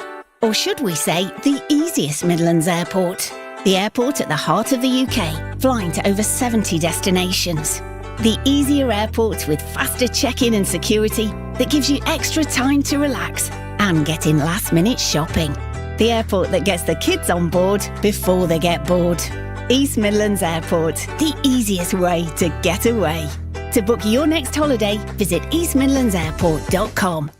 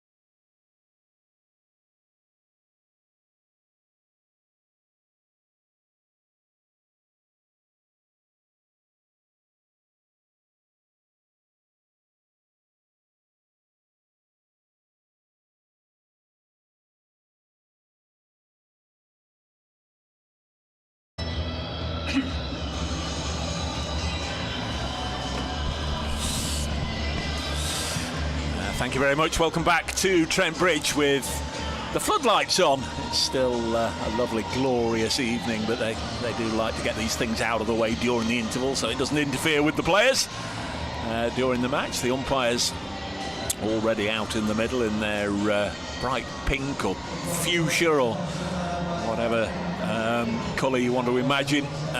Really bright, vivid pink umpiring jackets. Umpire Paul Pollard at the far end of the ground, Naeem Ashraf at our end. The Leicestershire side have just broken up from their huddle and they're taking to their fielding positions, and the two Notts batters, George Munsey and Joe Clark, out there in the middle. Munsey having a terrific competition, vying with Bo Webster of Warwickshire for the top spot. Munsey just behind at the moment. 460 runs he's scored in this season's competition at an average of 65.7. 550s, a best of 88 not out. Starting to get a little concerned that he never failed, and that's always a worry. Well, he only got one at Durham last Sunday, but not still went on to win. So I always think that's a bit of a good thing if a run comes to an end and you're still winning. At the other end, Joe Clark, he got 56 at Durham last Sunday. Their blast campaigns up to this point have been in sharp contrast to each other. He's hardly been able to buy a run, but as I say, he comes off the back of a half century. We're going to get underway with Josh Davey bowling the first ball of the innings from the pavilion end, the broad end, and this is run by Clark away. It's a backward point for a single, and we're up and running. The Outlaws won without loss, needing 144 to win. I'm Dave Bracegirdle, alongside me, Kyle van Vollenhoven. Hello, everybody. So, very, very interesting straight away again. Leicester have gone for a very different type of field to the Outlaws. We usually see third very fine and like sort of a slice man for Joe Clark, but just a deep backward point, and Munsey very similar as Davey comes in. Davey bowls to Munsey, beats him on the outside. George Munsey, for those of you Leicestershire fans and followers may remember, 2019 he actually played one first team game for Leicestershire against the touring Pakistanis, a T20 match. Pakistan just warming up for a series against England, played a match at Grace Road, and George Munsey in his one appearance for Leicestershire out for one, and it was two players with Nottinghamshire links who dismissed him. He was caught Shaheen Shah Afridi, bowled by Imad Wasim, who've both played for Notts, of course. Munsey on strike, comes down the track, and we'll have to see if he got any bat involved in this one. I don't think he did, but umpire Pollard will let us know, or not let us know, and he's not let us know anything, so it will be a run. 2 without loss. Couldn't see how there was any bat involved in that, but clearly there was. Yeah, Munsey will take it every day of the week. He gets off the mark. Good work from the stewards away to our right, between the Bridgeford Road stand and the William Clark stand. The patrons that have all popped out and got pints and pints and pints of something refreshed, having to wait behind a barrier till the end of the over. Clark on one. We'll push this into the covers, and there's no run. It's before they all come back and start scrambling around to find their seats and what have you, whilst people are trying to watch the cricket.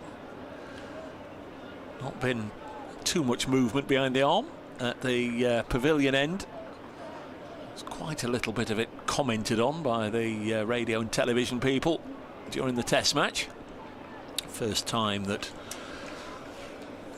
people have been sat behind the arm at the far end since the end of the 2024 season. Outlaws 2 without loss. Josh Davey bowls, lovely clean strike by Clark. He advanced towards him and picked it up over mid-on for a boundary. Wasn't the crispest, otherwise it would have disappeared over the pavilion, but he did enough just to clear the ring and get it away for 4. Yeah, nice shot. Just a punch really from Joe Clark, a little check drive that's gone up and over mid-on for 4 runs.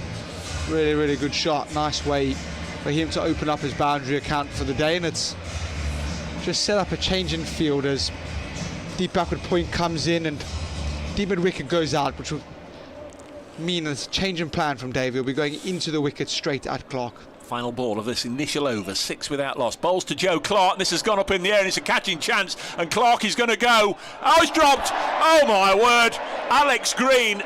Oh, my word. He wants the ground to open up and swallow him. That is, on the face of it, one of the simplest catches. The only thing I could say is, was he running from shade into sunlight? But it's gone straight up in the air. He's inside the ring at short third, and it was, what did you call it? A goober. It was an absolute goober indeed. Joe Clark having a slice of fortune that he's not had throughout this competition.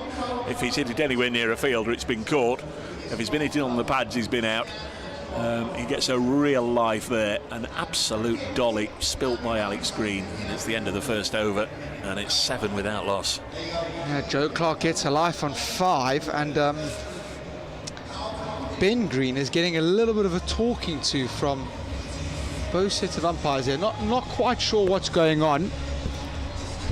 I can't imagine the umpires have gone up to Ben Green and gone, how's Alex Green dropped that? So something's happened. But yeah, that was a big drop catch, and I didn't see that as the umpires were chewing Ben Green off for something, or Ben Green was having a real old complaint. It just looked like a conversation between captain, but yeah. The little strange thing was that both umpires were involved, whatever it was. 7 without loss. Josh Hull, the very tall left arm seamer. Where's the number 20 from the Radcliffe Road end? Goes full and wide, and I think that's potentially just inside the blue tram lines. If memory serves, it didn't have a great game a couple of weeks ago at Leicester. Got a bit of tap. Yeah, he hasn't had the best of T20 campaigns, has Josh Hull. Incredibly talented left arm seamer. There's into Clark here, who's driving this firmly, and Rishi Patel does very, very well to stop that at extra cover. Hit firmly by Joe Clark. Alex Green hiding a fine leg in the ring. When you drop catches like that, will be playing in his head over and over again. The longer Joe Clark stays out there, the more and more the catch will be played over and over in his head. Horrible, horrible place to be. 7 for no losses. Held in, slower ball, and Clark hammers this over the offside for 4. He's picked that slow ball, he's waited for that, and he's carved it away to a boundary. 11 for no loss. I can only apologise to our Leicestershire fans. Josh Hull didn't play in the match a couple of weeks ago. He couldn't have had a bad game. He didn't play. It was obviously the championship match a couple of weeks before then that things didn't quite work out for him. And that last delivery didn't exactly work out as planned, as Joe Clark lifted it over extra cover and away for 4. Outlaws 11 without loss. Yeah. Good batting by Joe Clark. Very long run up from Josh Hull. Runs outside the 30-yard circle. Gets to the crease. Goes into Joe Clark, who's off the back foot, pushing this out to deep mid-wicket. And Joey Everson does the fielding at deep mid-wicket, and they come through for a single. So changing, again, tactics. Deep backward square and deep mid-wicket out to Joe Clark and into the wicket at his body. We have got the first result. It's one of those games that started earlier at Merchant Taylor School. Middlesex have been defeated at home by Sussex. Sussex 213 for 3, Middlesex 195 for 9. Neither of the sides can qualify for quarters, so a bit of a dead rubber. Sussex getting the first result of the night, beating Middlesex in the South Group. Muncie has only faced 2 balls. He's on strike. Hull has fired this one down the leg side, and this time will have to re-bowl. That's a 13 for no loss. I did on social media put it as it stands with 2 games to go, who would play who, and as it stood before this evening's matches, Notts would be the 3rd seed and they would play the 6th seed Surrey. Well, Surrey are at Canterbury. Kent 102 all out. Surrey 15 without loss. So I think Surrey are going to win that one. It's not to say their seeding might change, but they're going to win.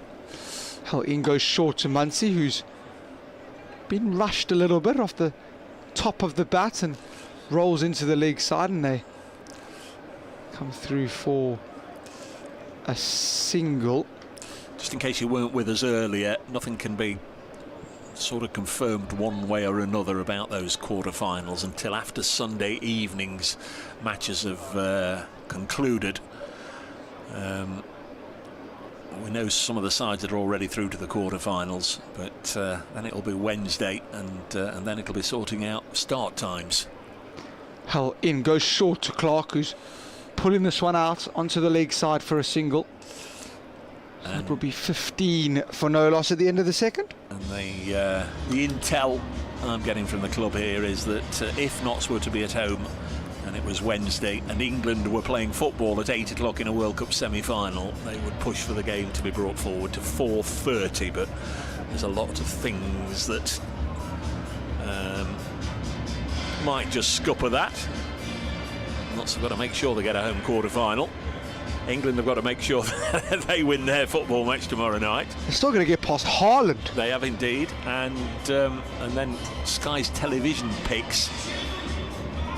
People are now moving about at the far end, look, as we're waiting to bowl the third over of the innings from Josh Davey. 15 without loss. Davies' first over went for 7, Hull's went for 8. Sit down. Joe Clark has 12 and has been dropped, horribly dropped. Muncie has 2. So he faced 3 balls, George Muncie. Here's Davey in again to Joe Clark, and he's got 4 more, cutting this between Alex Green and Sheridan Gums. Fielders at short third and backward point respectively. Yep. Nice shot by Joe Clark, just giving himself a little bit of room and carving this one away through the offside. Plan's definitely to go short at him here. Joe Clark just giving himself room, moving around in the crease to open up different pockets of the ground. Really good batting by Joe. He's on to 16. Outlaws captain stands with his bat held aloft. Josh Davey, nice and full. Scottish international, of course, Josh Davey. Davey, wealth of experience, got this right up in the block hole, and Clark couldn't do a deal with it. The end of the ground we're broadcasting from, the Radcliffe Road end, sort of half of the pitch is in shade at our end, the other half in bright sunlight. Could that have been a factor with Alex Green? I don't think so, because the sun's behind us anyway. Yeah. No, I think he's he's got to take that one on the chin. He's got to take that one on the chin. There's a bad drop catch, unfortunately. 19 without loss. Davey to Clark. That one sort of followed him. Clark was backing away, just giving himself a little bit of room outside the leg, and Josh Davies saw him go in and followed him, and just as a result pushed up to mid-on crisply by Clark, and there's no run. 19 for no loss. Notts don't really need to worry too much about the run rate. 125 required of 105 balls. At the same stage, this is when the Foxes were going absolutely hell for leather. Clark on 16, gets another one on his pads, and he's clipped this away to deep square leg. There'll be just a single on this occasion. Sunday, Leicestershire, another East Midlands derby. They're away at Derby. 2:30 start for that one, facing the Falcons.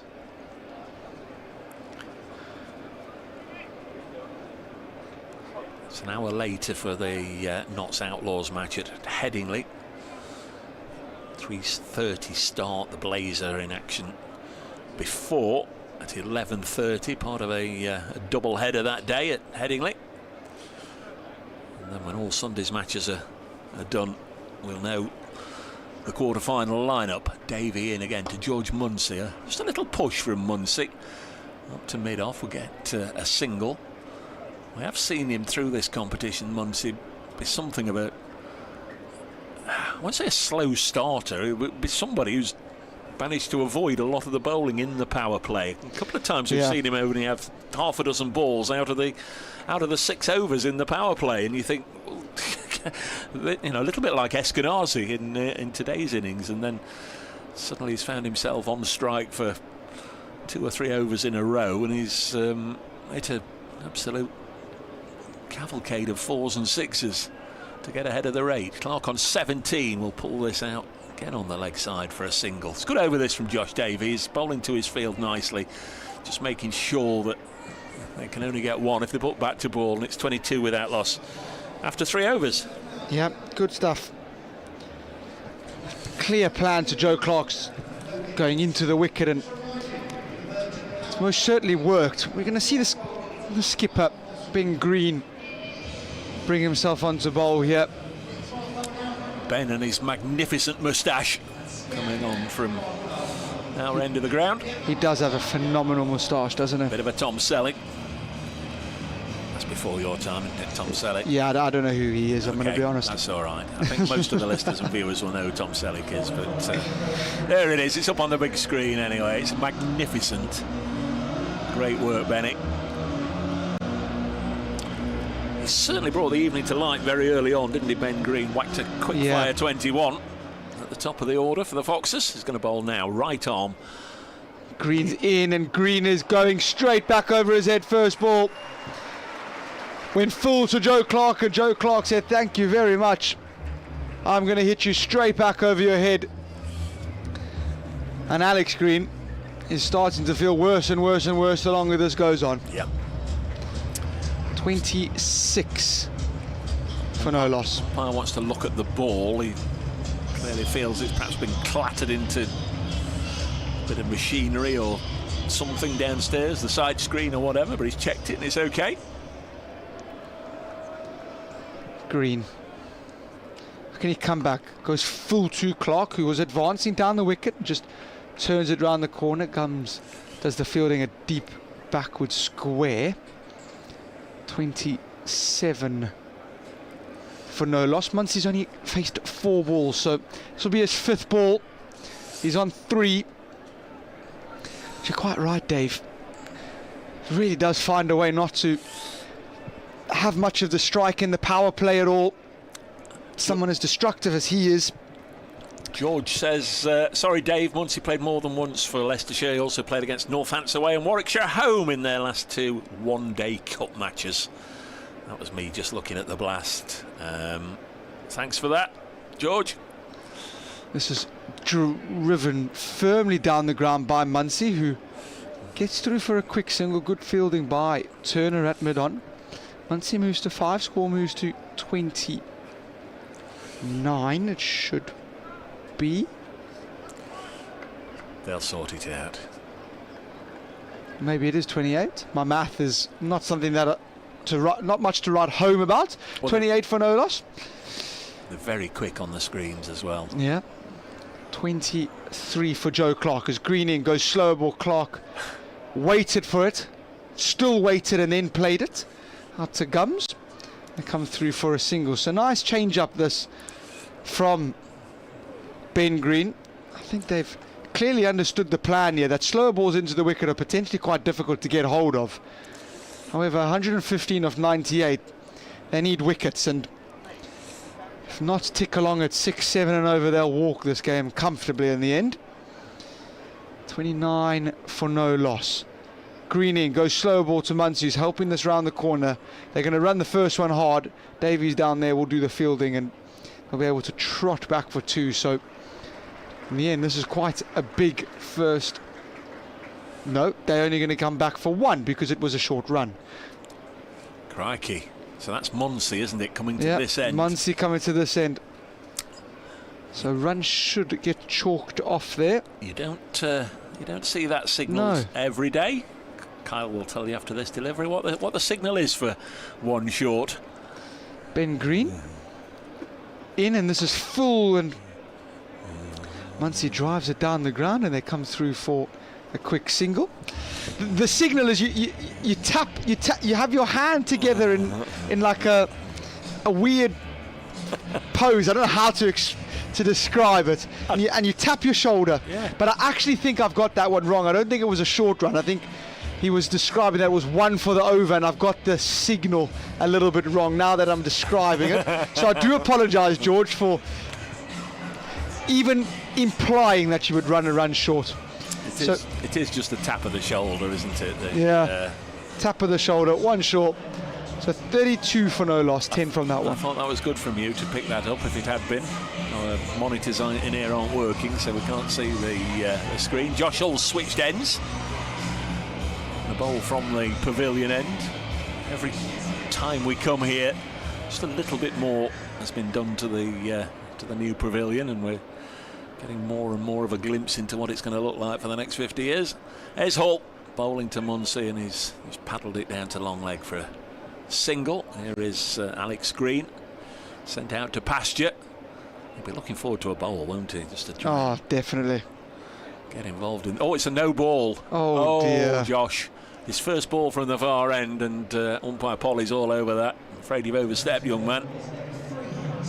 So a free hit, and Joe Clark's on strike, and it's his birthday and Christmas and everything else all at once here for Joe Clark. And if this goes to the boundary, just adds insult to injury. No balls. Well, you can just close your eyes, give it a bit of a wallop. No, closing your eyes wouldn't necessarily do it. Here's Hull, left arm quick, bowls a bouncer, and Joe Clark just pulls it out to deep mid wicket for a single. So 35 with Outlaws. Always feel like there's that extra whammy to come as well, because there's another ball still to come at the end of the over when we get that far as well. Yeah, most definitely. Extra ball really can hurt you. Second result of the evening's not far away, and this is going to be a massive win for Gloucestershire. They need 2 off the final over to beat Worcestershire in the central group. They were locked together as Hull bowls to Muncie. That's down the leg side, and umpire Polly again has to turn. He's sort of saying, don't keep making me do this, will you, fellas? And now he turns and stretches his arm out.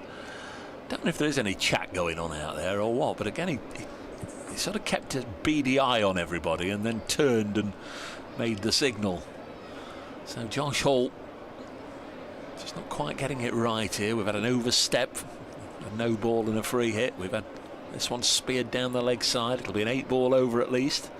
In again comes the big man, and there goes a shot out onto the leg side and should be caught, and is gobbled up by Sheridan Gums, and back with a vengeance comes Hull, and Muncie goes, only made 8 today, and the Outlaws are 36 for 1 in the 5th. Good catch, Sheridan Gums. Yeah, Gums takes a very good catch running forward. Half volley on leg stump, and Muncie just flicking it away onto the leg side. It's carried quite a long way. So an over that it's been a little bit of bits and pieces by Josh Hull. Picks up a big wicket of George Muncie. Not to lose their first. It's 36 for 1. Gloucestershire have beaten Worcestershire by 2 wickets at New Road. So that's going to do a huge amount of damage to Worcestershire's hopes. And conversely, Gloucestershire will go into their final match in a good position to get one of those quarter-final places. 2 matches have finished out of the 9 this evening. In the South Group, Sussex have beaten Middlesex. In the Central Group, Gloucestershire have beaten Worcestershire. In the North Group, Durham and Derbyshire doesn't really matter. Durham got 165, Derbyshire 45 for 2 after 6. But at Old Trafford, Lancashire 207 for 5. And we're in the final over. Liam Livingston 60 from 39. Ben McDermott, the Australian, 46 from 23. Shadab Khan 38 from 20. And Michael Jones is currently 24, not out from 17. 207 for 5 with 4 balls left. Ooh. That's going to give Yorkshire a bit of a chase. It'll be a little spicy there, the atmosphere, I would imagine, at Old Trafford, Lancashire, Yorkshire. Lots at stake. It's not a tea party, is it? Battle of the Roses. 36 for 1 in the 5th over. Wicket for Hull, who comes in. No, he doesn't come in. Well, he did, but he's then frustrated by the fact that umpire Pollard stretches out his right arm and then turns, and is there somebody sat right on the steps at the back? I don't know if it was that person that was just getting in the eye line of Jack Haynes, who's out there in the middle. 235 runs in this season's competition, and cuts his first ball straight to cover, and there's no run. Joey Everson doing the fielding. Solid again in the field. Haynes took a nice high catch to get rid of Joey Everson towards the back end of the innings. Saved a few runs as usual.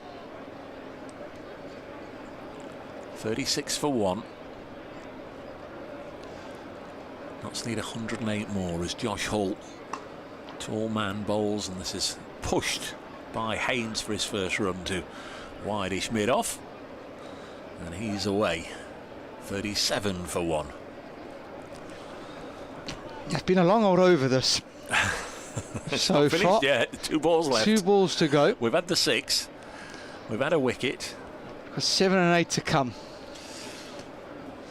I wonder if the tactic of just bowling short, slower balls into the wicket to Joe Clarke will continue here. Clarke 25 not out from 18 deliveries as Hull from the pavilion end bowls. That's nice and full, and Clarke's threaded it through a gap on the offside for 4. It will go very quickly across the Trent Bridge outfield, scorched outfield, into the advertising hoardings on the Bridgeford Road side of the ground for 4. Clarke should have gone, remember, if you weren't with us at the start of this innings. What did he go, 5? 5 when he hit it straight up into the air. Absolute dolly of a catch to Alex Green, who was underneath it. No idea how it broke through his fingers and dropped to the ground. And Clarke again into the offside, took a nasty bounce, but well watched by Everson. And we have got to the end of the longest over of the season at long last. 41 for 1. The Notts still behind where the Foxes were after 5 overs. They had 52 on the board. That very quick start from Eskenazi and Green before they were pegged back a little bit. Yeah, it's going to be Davies to continue here. Bowling his 3rd over very, very quickly. Lancashire finished their innings on 216 for 6 at Old Trafford, with, as I say, Liam Livingston top scoring with 60. Jack Blatherwick was out off the final ball for, well, penultimate ball for 15. 2-1-7 then Yorkshire need to keep the pressure up on Notts. If they don't get it and Notts win here, then Notts guaranteed a home quarter final. Davey from the Radcliffe Road into Clarke, who's down the leg side, and that will be 4. Will it be 4 runs or 4 byes? I fancy it's going to be 4 leg byes, and it is. Notts won't care. It's 4 runs less that they have to get, and 4 runs more to their total. So the radar not quite right for Davey, who fires it down the leg side. Comes off I beg your pardon, not Joe Clarke, Jack Haynes' pads. So 45 for 1 now. Notts require a further 99 runs off 89 balls to get win number 8 in a row, and that will be 4. That is a lovely shot, because that is not short by any stretch of the means. Jack Haynes just back of a length, and on the top of the bounce he just pulls us away on the leg side. Joey Everson at mid-wicket has done incredibly well just to get a fingertip on that, but struck so firmly they couldn't pull it in. Back-to-back boundaries. If Notts find themselves in a position where they go to Headingley on Sunday, there's a big if underlined, and they have already secured a home quarter final, are you going same again, or, you know, let's go out, let's try and keep the winning run going? Davey in and down the leg side. The classic appeal, tries to save a wide, and it's going to be wide down the leg side. That brings up Notts' 50 in the 6th over. I'm just going with your own mental morals here. Are you potentially thinking, well, hang on, if we lost that game, we would play X rather than Y, and that might suit our game better, and also we could perhaps rest all these players and play all these others that have been chomping for a game, so that, you know, these are fresher for Wednesday? No, I think you just got to keep the form and the momentum going.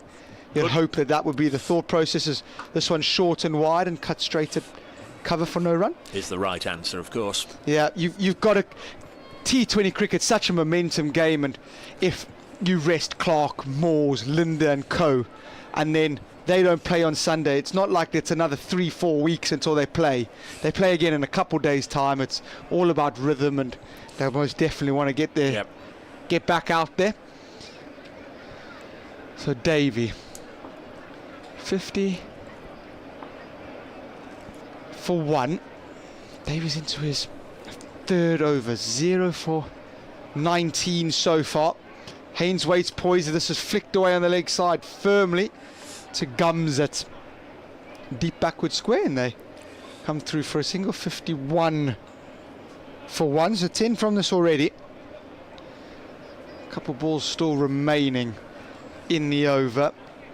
The same stage after 6.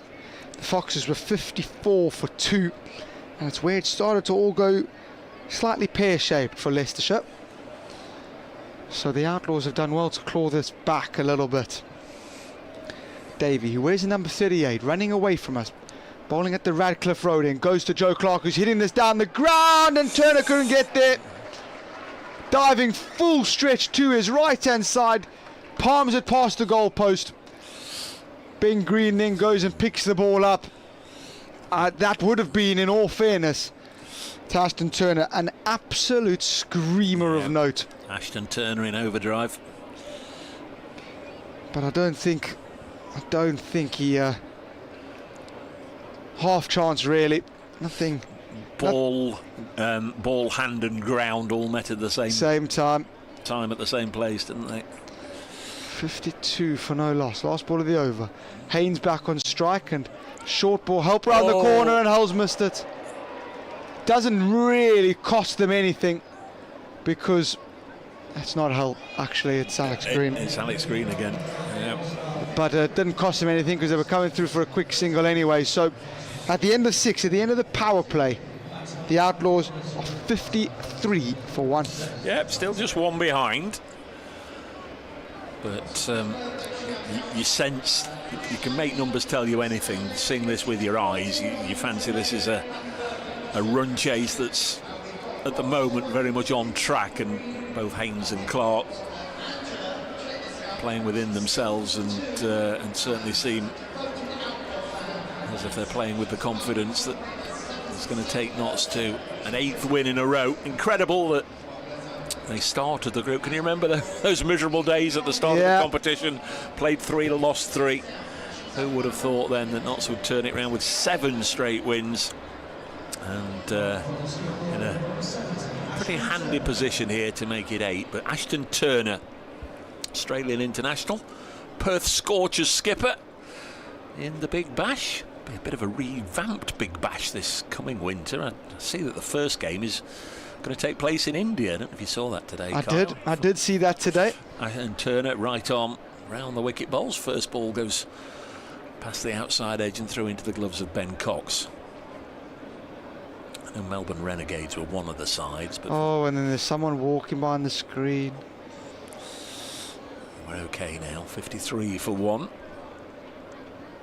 Turner bowls, and an attempted reverse from Haynes. We'll have to find out if he got anything on it. I think he did. A little bit of a scuff on the ball. Wasn't a clean connection. Wasn't a very nice shot, in truth. Single. 54 for 1. They're going to start the Australian domestic competition with a game in India. Not sure how that works. No, this game gets crazier and crazier. Some might say game's gone. 54 for 1. Joe Clark on 30, and he'll pull this down the ground probably for 1. Will be indeed. 55 for 1.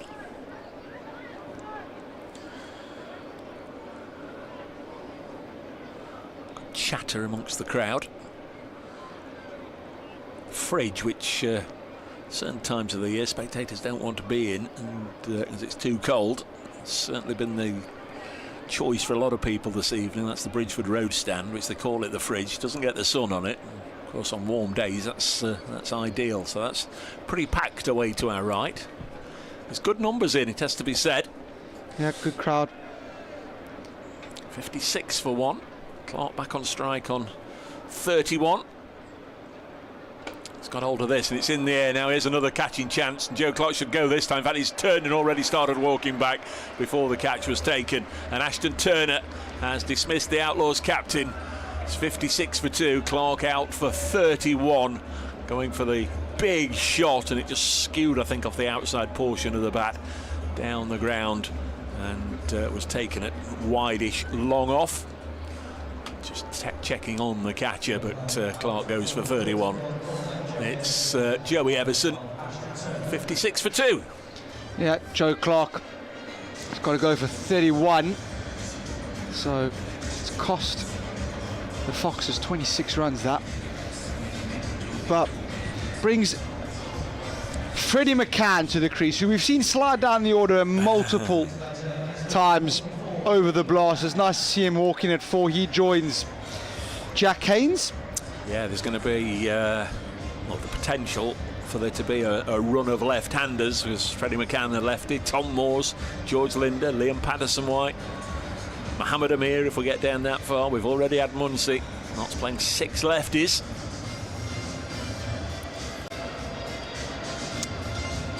I can't remember a time when Notts fielded as many left-handers in the same side. There's a lot. 1 ball left in this Turner over. Freddie McCann. He's on strike. Best of 32 in this season's competition, but as Kyle mentioned, is sliding up and down the order, and sometimes he's not even got in at all, but he's got a single there to get off the mark. 57 for 2, successful over for the Foxes, only 4 runs from it and a wicket. And again, comparing like for like, Foxes had 3 runs more at this stage of the innings. Second result of the, I beg your pardon, third result of the evening, but second result of the South Group. And Surrey have absolutely walloped Kent at Canterbury. Kent 102 all out, Surrey 106 for 1 in less than 9 overs. Oh wow! 9-wicket win for Surrey there, so they keep on the charge towards a quarter-final place.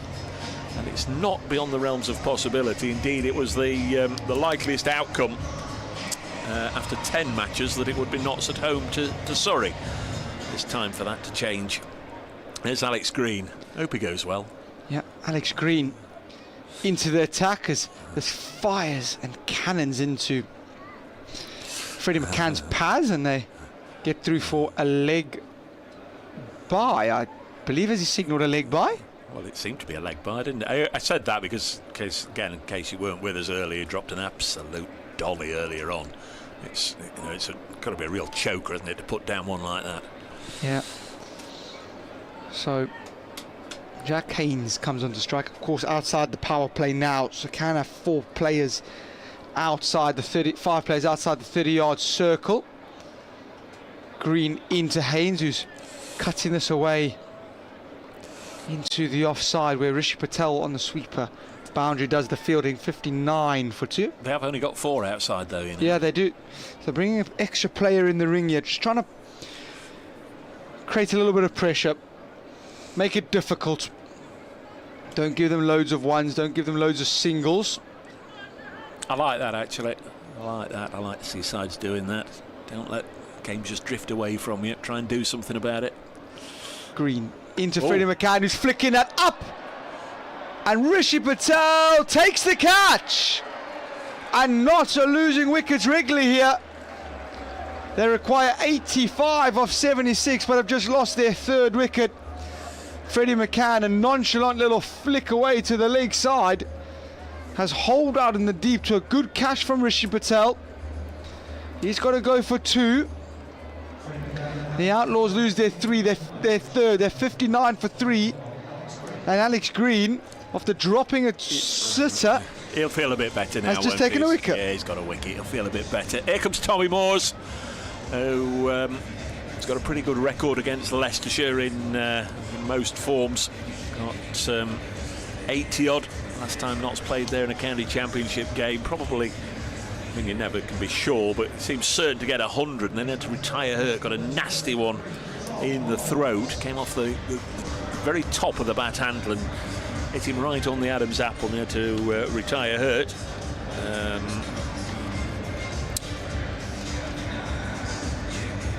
Made 21 this season when the sides played a couple of weeks ago. Notts wicket keeper, another left-hander of course. 59 for 3 halfway through the 8th. Yeah, Moores walks out there. Very busy cricketer. Goes hard at it, got very good hands and good bat speed. Alex Green. Still only 4 men out. Tom Moores waits as Green goes short and Moores pulls this away. On the leg side, they move to 60 for 3 now. 2 balls left in the over. Apart from Ashton Turner, the Foxes are light on spin options, so I don't think we're going to really find out if this used wicket is going to misbehave more and more as we go along. I think for the quicker bowlers, it's just going to come on nicely anyway. Yeah, isn't it? Yeah, I did think that Liam Travasky, and obviously Rayon Ahmed not playing this evening, as that's taken the outside edge of Haynes, and we'll run down to 3rd where Josh Hull will do the fielding, moves to 61 for 3. But a slight game on my hands. 84 runs required of 73 balls. Not easy. You start falling behind the run rate too heavily. Still very, very much in normal ways here. This is pulled to De Swart and there's no run. So the end of the 8th over, it is 60 for 3. The Outlaws require a further 84 runs off 72 balls. They're actually 10 runs behind where Leicestershire were at the same stage, so it's worth keeping half an eye on that. Notts need 84 from 72 balls at this stage. Don't really want to get in a situation where another wicket or 2 goes down. Foxes could still get in a position where they could bloody a few home noses. Maybe Turner again. Going to bowl from the far end of the ground, the pavilion end. Be bowling round the wicket to Jack Haynes. Hasn't seen too much of the strike in recent times. Haynes 11 from 12. Turner round the wicket to the right-hander who chops this into the offside. These two are very quick between the wickets, but Sheridan comes clean pick up and got the ball in the air quickly, so there's only ever going to be 1. 62 for 3. Yeah, Tom Moores is a good player of spin here, and this is a matchup that I feel Tom Moores might fancy, but with the ball spinning away from him, he does need to be slightly careful. As you said, Dave, don't want to lose another one here. Turner's a wily old fox here, and Moores again will drop it on the leg side and inquire of his partner whether they're going to come for 2, and they won't. We do have the Duckworth-Lewis comparisons, or the par score on the scoreboard here at Trent Bridge, and Notts right now are just ahead. Should be 59 and they're on 63, but a wicket, you know, changes all of that. It's not going to be rained off, don't get me wrong, but it's good to sort of use that as a guide. 2 more taken by Haynes, cutting Turner into the offside. Everson doing the fielding. 65 for 3. Leicestershire Foxes earlier making 143 for 7 as this next delivery is just pushed back to the bowler, of which Stevie Eskenazi, who opened the batting, finished 52 not out.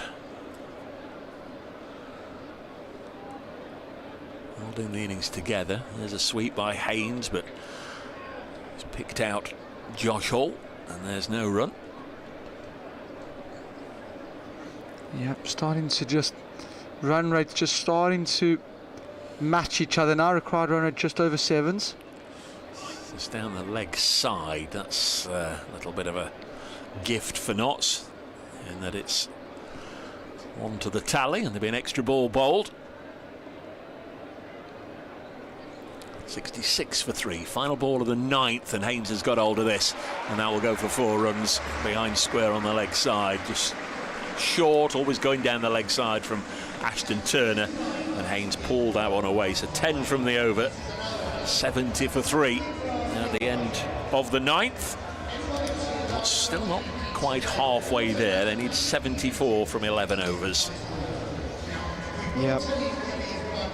Ben Green back into the attack. The man, as Dave described, with the beautiful moustache. He does have a good moustache. Magnificent. Really, really good one. So, Tom Moore's there and Jack Haynes there. Wonderful, wonderful day here in Nottinghamshire. Scorching weather, blue skies, real European summer's day. Something that's been thoroughly enjoyed throughout. Green into Moores, goes slower balls, pushed down the ground, and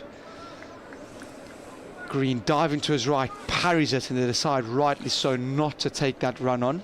Just 5 bowlers used so far. Davies had 3, Hull and Turner had 2. Alex Green 1 over. This is Ben Green's 2nd. So Green, who wears the number 6, from the Radcliffe Road end, goes slow ball into the wicket. Ruan dives and stops it, and still come through for a single. It was an athletic effort. It was a bit of fielding that will impress his employers and his new supporters. Nice to see somebody throw themselves about, even if they were never going to save the run in any case, but they did well. 71 for 3. Haynes on 18, helps us around the corner, and that's going to dissect deep square leg and fine leg, and that's going to go for 4. So Haynes just ticking on quite nicely here. He moves to 22, score moves to 75 for 3. And just boundaries at regular intervals here, just helping not to get and stay ahead of the rate. As the man on the tannoid putting an array of songs on the tannoid there.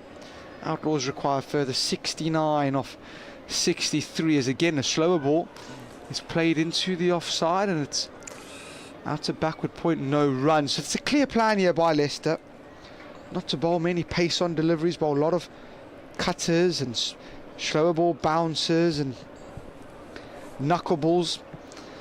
Make pace on the ball very, very challenging to come by. Pace on has disappeared so far.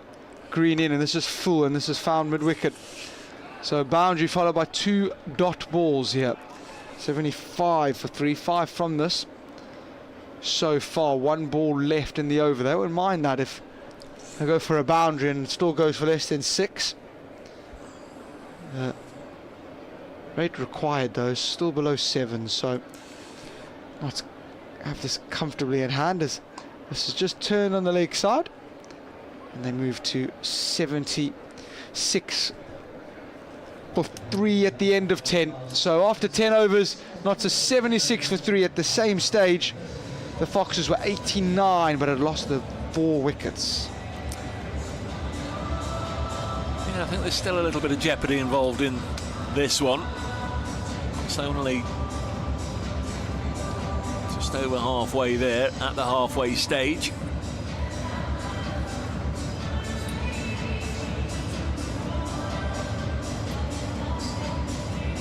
Looks as if Ashton Turner's going to another over from the far end. At least he's got the ball, but he's still got his cap on. Ben Green's there chatting to him. In fact, it might be Joey Everson that they're calling up.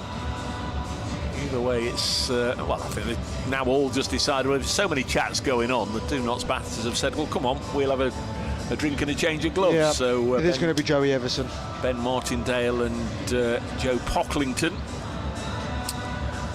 run on with their bibs on, but you can clearly see their names and numbers underneath, and they brought the bibs on. They were well, in fact, Martindale was skipper. Pocklington played in the second 11 final on Tuesday at Wormsley. Not everyone can win a second 11 T20 championship, can they, Dave? Did you do that? I did with Warwickshire.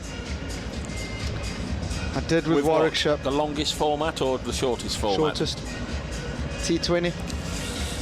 Yep. We also beat Sussex in the semi-final, and I think we beat Yorkshire in the final. Or did we beat Sussex in the final? I've no idea. It's going to be Joey Everson. Yeah, we beat Sussex in the final. We beat Sussex in the final down in Arundel. That is a beautiful place to play. I'll make a note. So Joey Everson, used to call him Joe 90 when he was here because he wore number 90. 76 for 3, right arm medium pacer. First ball is hit on the bounce. Back to him by Jack Haynes. Yorkshire have lost a wicket at Old Trafford. Lancashire 216 for 6. Yorkshire 28 for 1 in the third. Adam Lyth still there. He's been joined by Mr. Root. Joe Root playing in the T20. I wonder if he'll play on Sunday against Notts. This is worked out to deep mid-wicket by Haynes for a single. Will Luxton the one out. 28 for 1 in that game. 77 for 3 here. Now Everson to Tom Moores. Only faced the 5 deliveries as Tom for the 3 runs. 77 for 3. Yeah, he's not got hold of one yet either. And now he does. He pulls that for 4.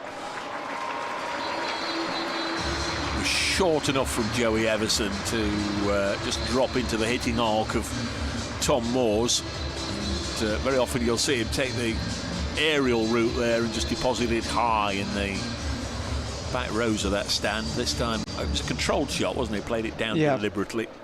4 all the way along the ground. Everson in again, and this is slashed to backward point for 4 more. And Tom Moores just suddenly has flicked a switch. This was outside the off stump, and he larruped it away past the diving fielders and away for 4 runs. Yeah, Tom Moores really does throw his hands at it hard. Josh Davey with the full length dive. Back-to-back boundaries that for Tom Moores. We just said he hadn't quite got going, and then he goes and does that. 85 for 3. Everson in again. 4 more. Same spot. Backward on the offside. Now Notts on the charge. 3 4s in a row for Tom Moores.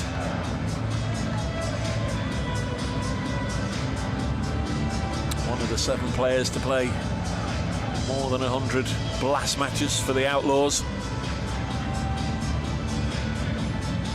Played both their winning finals teams, 2017, 2020. In fact, he's the only one remaining that played in both of those winning finals days. Next one is just a little shorter and with pace off from Everson. Haynes is coming back for a second. Good throw. But Haynes was comfortably home, so 14 from the last 4 balls from that over. It's 91 for 3, 15 in all from that over, and Notts were just getting a little adrift of what Leicestershire were at a similar stage. Now they've caught up. They're just 2 behind. Leicestershire were 93, Notts are 91. Yep, so Notts going well. Need less than a runner ball here. 53 required of 54 balls. Ashton Turner to continue, well, to change ends really, sorry. He'll be bowling his 3rd over. Will Turner, 2 overs, 1 for 13 so far. Jack Haynes 24 and Tom Moore 17. So these 2 running really well between the wickets when they're not picking up boundaries. Floodlights starting to take a little bit more of an effect now over Trent Bridge. So Turner over the wicket to Haynes, who's inside out over extra cover. That is a glorious shot. It is an absolutely beautiful shot from Jack Haynes. I'm going to label that a shot of the day. Glorious, glorious and glorious again. You enjoyed that, did you? Yeah, that's a top shot. That is phenomenal cricket. Loads of time for cricket like that. He's a very stylish player, isn't he, Jack Haynes? Love watching him bat. 95 for 3. Turner in again. Haynes goes on the floor this time, straight to Davey, who does the fielding. No run. Yeah, really stylish player. He's got all the shots, doesn't he? He's a joy to watch. Turner in, goes a little bit shorter, and Haynes off a thick outside edge. Gets it to Tong at backward point, and Moores and them are so quick. They threw for the single before Hull can even throw it in. I feel like if you're Leicester now, if your fielders you're on the ring, if you're in the ring, you've got to be on one. You got to stop those singles. You can't be running singles to you in the ring. You've got to make sure that it's tight and making it really, really difficult. You've got to get it through past the field to get a single. Tom Moores now plays this straight back to Turner. No run, 96 for 3. 2 balls left in the over. Turner around the wicket to Moores, who's swinging and missing at this one. And it is through to keeper Ben Cox. No run. A little bit of spin there for Turner, nowhere near as much spin as we saw from the likes of Liam Patterson-White and George Linder, but spin nonetheless. As this is another very good ball bowled by Turner. So good comeback there from Turner. The end of that over, it's 96 for 3. 5 came off that one. And on again come spare players for both sides. Who's this come out with? Joe Pocklington. No, it's Dylan Pennington. So that's not Ben Martindale. So it's Pocklington and Pennington who've come on with spare gloves for Tom Moores and Jack Haynes. Thought they'd only just changed them a couple of overs ago. 96 for 3 after 12. Knots require 48. Alex Green back into the attack. He bowled the 1 over, and it's a successful one. 1 for 4. He bowls now, and Haynes will help this one away down to long leg. Dismissed Freddie McCann for just a couple, catching the deep from Rishi Patel.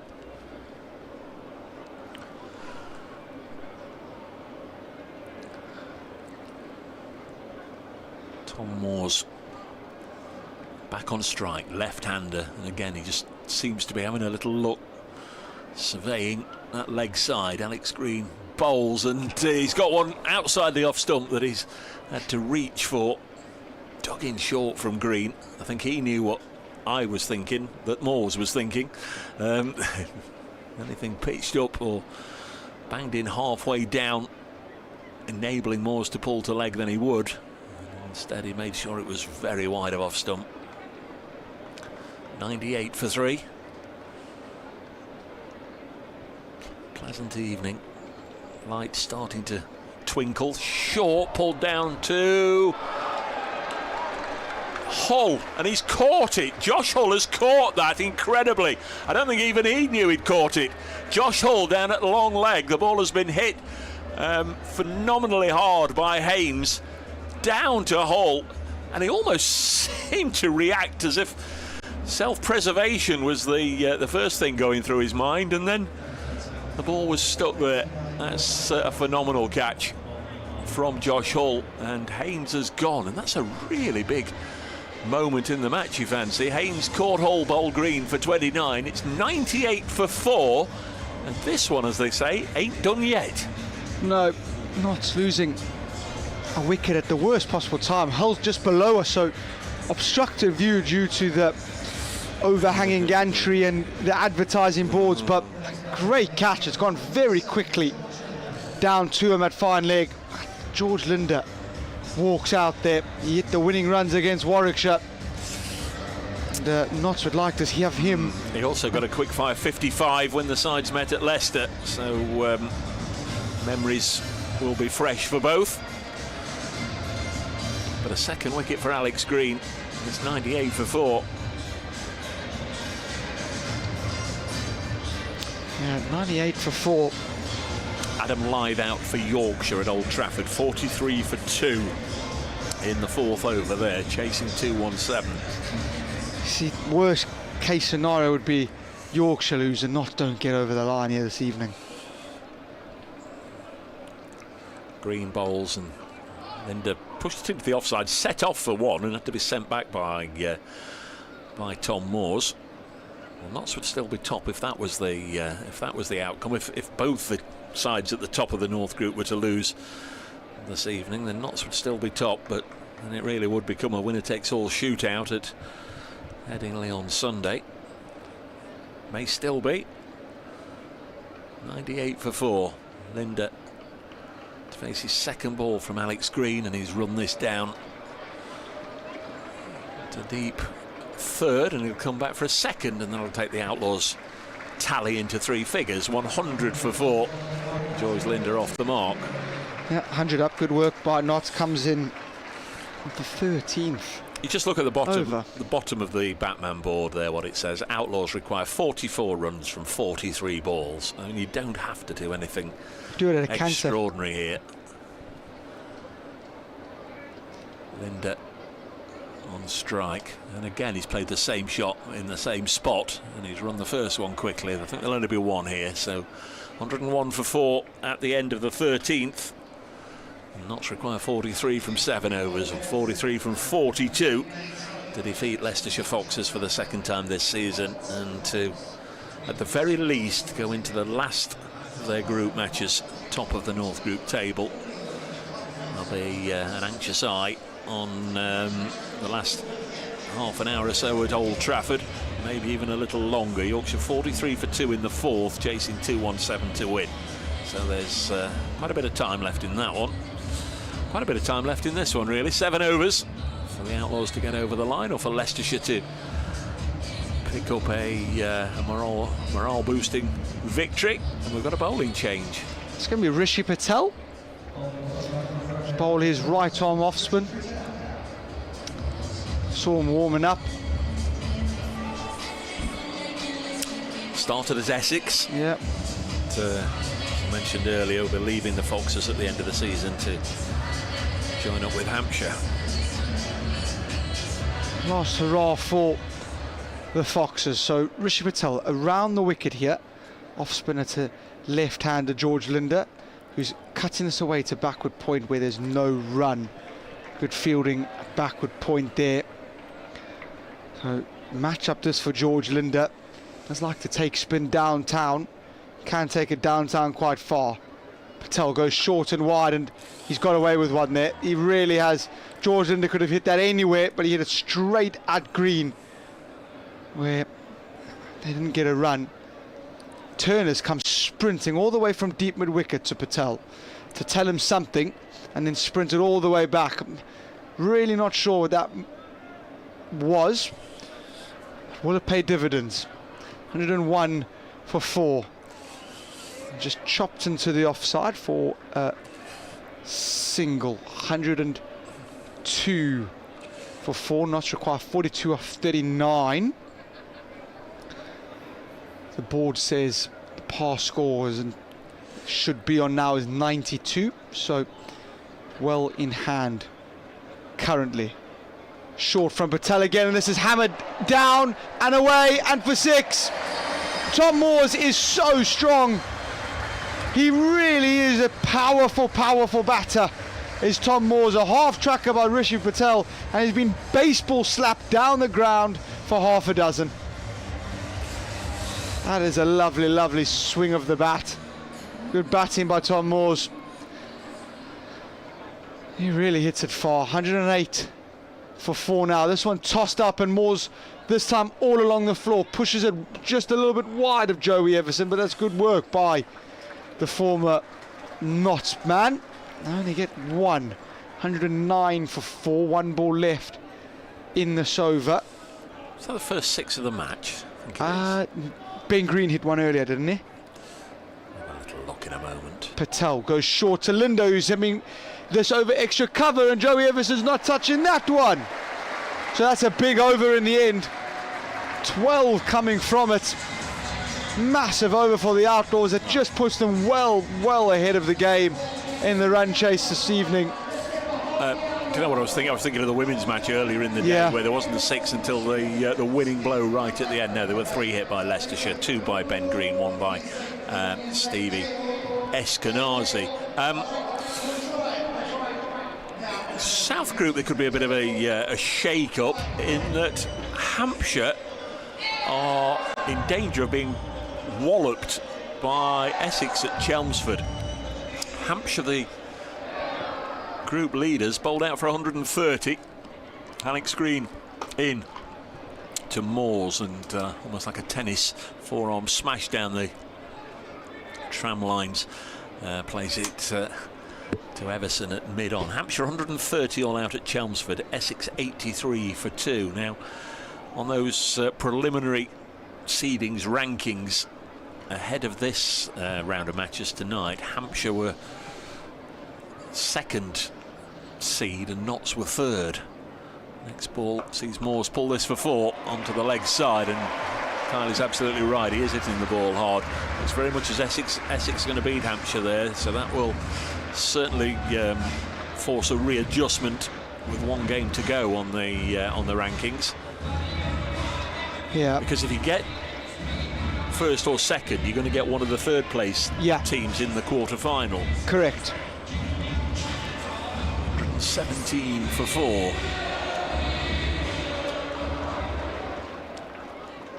Tom Moores has 29 from 17. Alex Green bowls, and now he's hit this square of the wicket on the offside. There's only going to be one, quick as this pair are. Moores up to 30, 118 for 4. Notts require 26 from 33 balls. Joint broadcast this with our friends from BBC Radio Leicester, BBC Radio Nottingham. Friday night at the cricket, the T20 Blast. The 11th round of matches of 12. All the recent runnings of this competition have had 14 group matches. Alex Green bowls, and again it's cut away into the offside. There'll only be one, so if the cricket's not your thing, the Blast has nearly come to an end. In fact, by this time next week, we're looking forward to finals day a week tomorrow at Edgbaston. One of the big days in the cricket calendar. Before that, the quarter-finals, all scheduled to take place on Wednesday this year, as Moores has lifted this again powerfully down the ground. One bounce over the ropes for 4. Certainly giving it a bit of a wallop at the moment, the Notts wicket-keeper batter. Way back last November when the fixtures came out. The 4 Blast quarter-finals all to be played on the same night on the Wednesday, and the finals day on the Saturday. They wanted to get them all in right at the end of the group stage this year, rather than wait until into September, as we have done in years gone by, and then it was brought forward last year. Brought even further forward this year. 123 for 4. Moores on 34. Damaging innings this. Pushes this to backward point, and there's no run. And that's the end of the 15th. 123 for 4. And 1, 2, 3, 4. It is indeed. All of a sudden, Notts have got well ahead of where Leicester were at the same stage. It's pretty much for the first time, and now they are looking towards the finish line. Yeah, it's going to be Turner. Yorkshire have lost a third. Sorry, Kyle. Yorkshire 45 for 3, and it's Joe Root who's out to a fellow who I'm sure will have enjoyed taking the wicket. So James Anderson has dismissed Joseph Root for 4 in that game at Old Trafford. Tasty. Notts required 21 off 30 balls. Ashton Turner, Australian overseas, to bowl his 4th and final over. George Linden 9 off 8. Fancy that last over has sort of broken the back of it now. Yeah, really big final over there. That has really hurt the Foxes. 21 just needed from 30 balls. Shouldn't really lose from that sort of situation. They're just trying to put a bit of pressure in. Mid-on is up in the ring. This is played out into the leg side, where Mid-on goes and does the fielding. 1, 2, 4 for 4. Yeah, that was just a little bit of experience from Linda, wasn't it? He knows his batting partner's seeing it like the proverbial beach ball at the moment, and he knows only way Leicestershire can get back in this if they do something silly. So he just tucked it away for one. Turner in, and then Moores decides to push this one down the ground. Ruan de Swartz at long on does the fielding. No damage done now. 125 for 4. De Swartz stays up in the circle at mid-on. Short, and Linda pulls us away. Doesn't get all of it, but gets over De Swartz at mid-on, and they get back for 2. 127 for 4. For the 17 required. You fancy Linda feels anything in my half, I'm going straight downtown. Will Ashton Turner give it anything? It's well bowled. Fired in, a little bit of spin and push back down the ground from Linda, no run. 127 for 4. Linda 12. Moore's 35. Turner with 2 balls left of his spell. And this is just knocked down the ground with long on having retreated back to the boundary rope. Gets an easy single. 128 for 4. Been risk-free cricket through the course of this over. See Ashton Turner off, don't do anything silly. We've got about 8 or 9 balls to spare really here. Might be the saying. There's another single. Another single pushed down the ground by Tom Moore. So quite rightly so, Dave. Take Turner. He's done. He's gone at 6 and over. He's 1 wicket for 24 runs in his 4 overs. At the end of that one, not a 128 for 4. Just all about getting the job done now. The home supporters in a very happy mood. They'll be eager to find out what will happen with regards to quarter-finals. Will they be able to secure the home quarter-final this evening? Sunday evening, will they be able to? I guess the football's going to play a part, isn't it? Because I think if England lost the football to Norway tomorrow, then it would probably be a 6:30 start here on Wednesday, if not with the home quarter-finalists. Josh Davey back into the attack. He's got 1 left, 3 overs, none for 22 earlier. Bowls to Moores, digs the first one out. But keep abreast of wherever you get your Nottinghamshire cricket news from, the club's official website, BBC Radio Nottingham, social media. Lots of you adept at looking at the tables and working out for yourself the 3 groups, the 3 group winners guaranteed a home quarter final. The best placed second team guaranteed a home quarter final. 129 for 4. Moore's chases after that one and again hits it straight to cover, and there's no run. But essentially you look at the 3 group winners, of which Northants are going to have more points than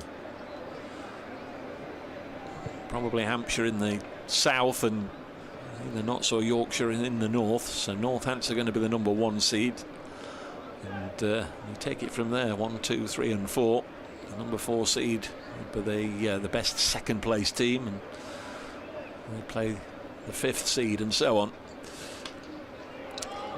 Again, Tom Moores can't get it away. Nice bowling from Davey, pitching this up, and for the first time in the over, Tom Moores just showing a little bit of frustration there. He almost threw the kitchen sink at that one and still couldn't get anything more than the bottom of the bat on it, and it goes back to the bowler. Dot, dot, dot. 129 for 4. 15 only required from 21 balls.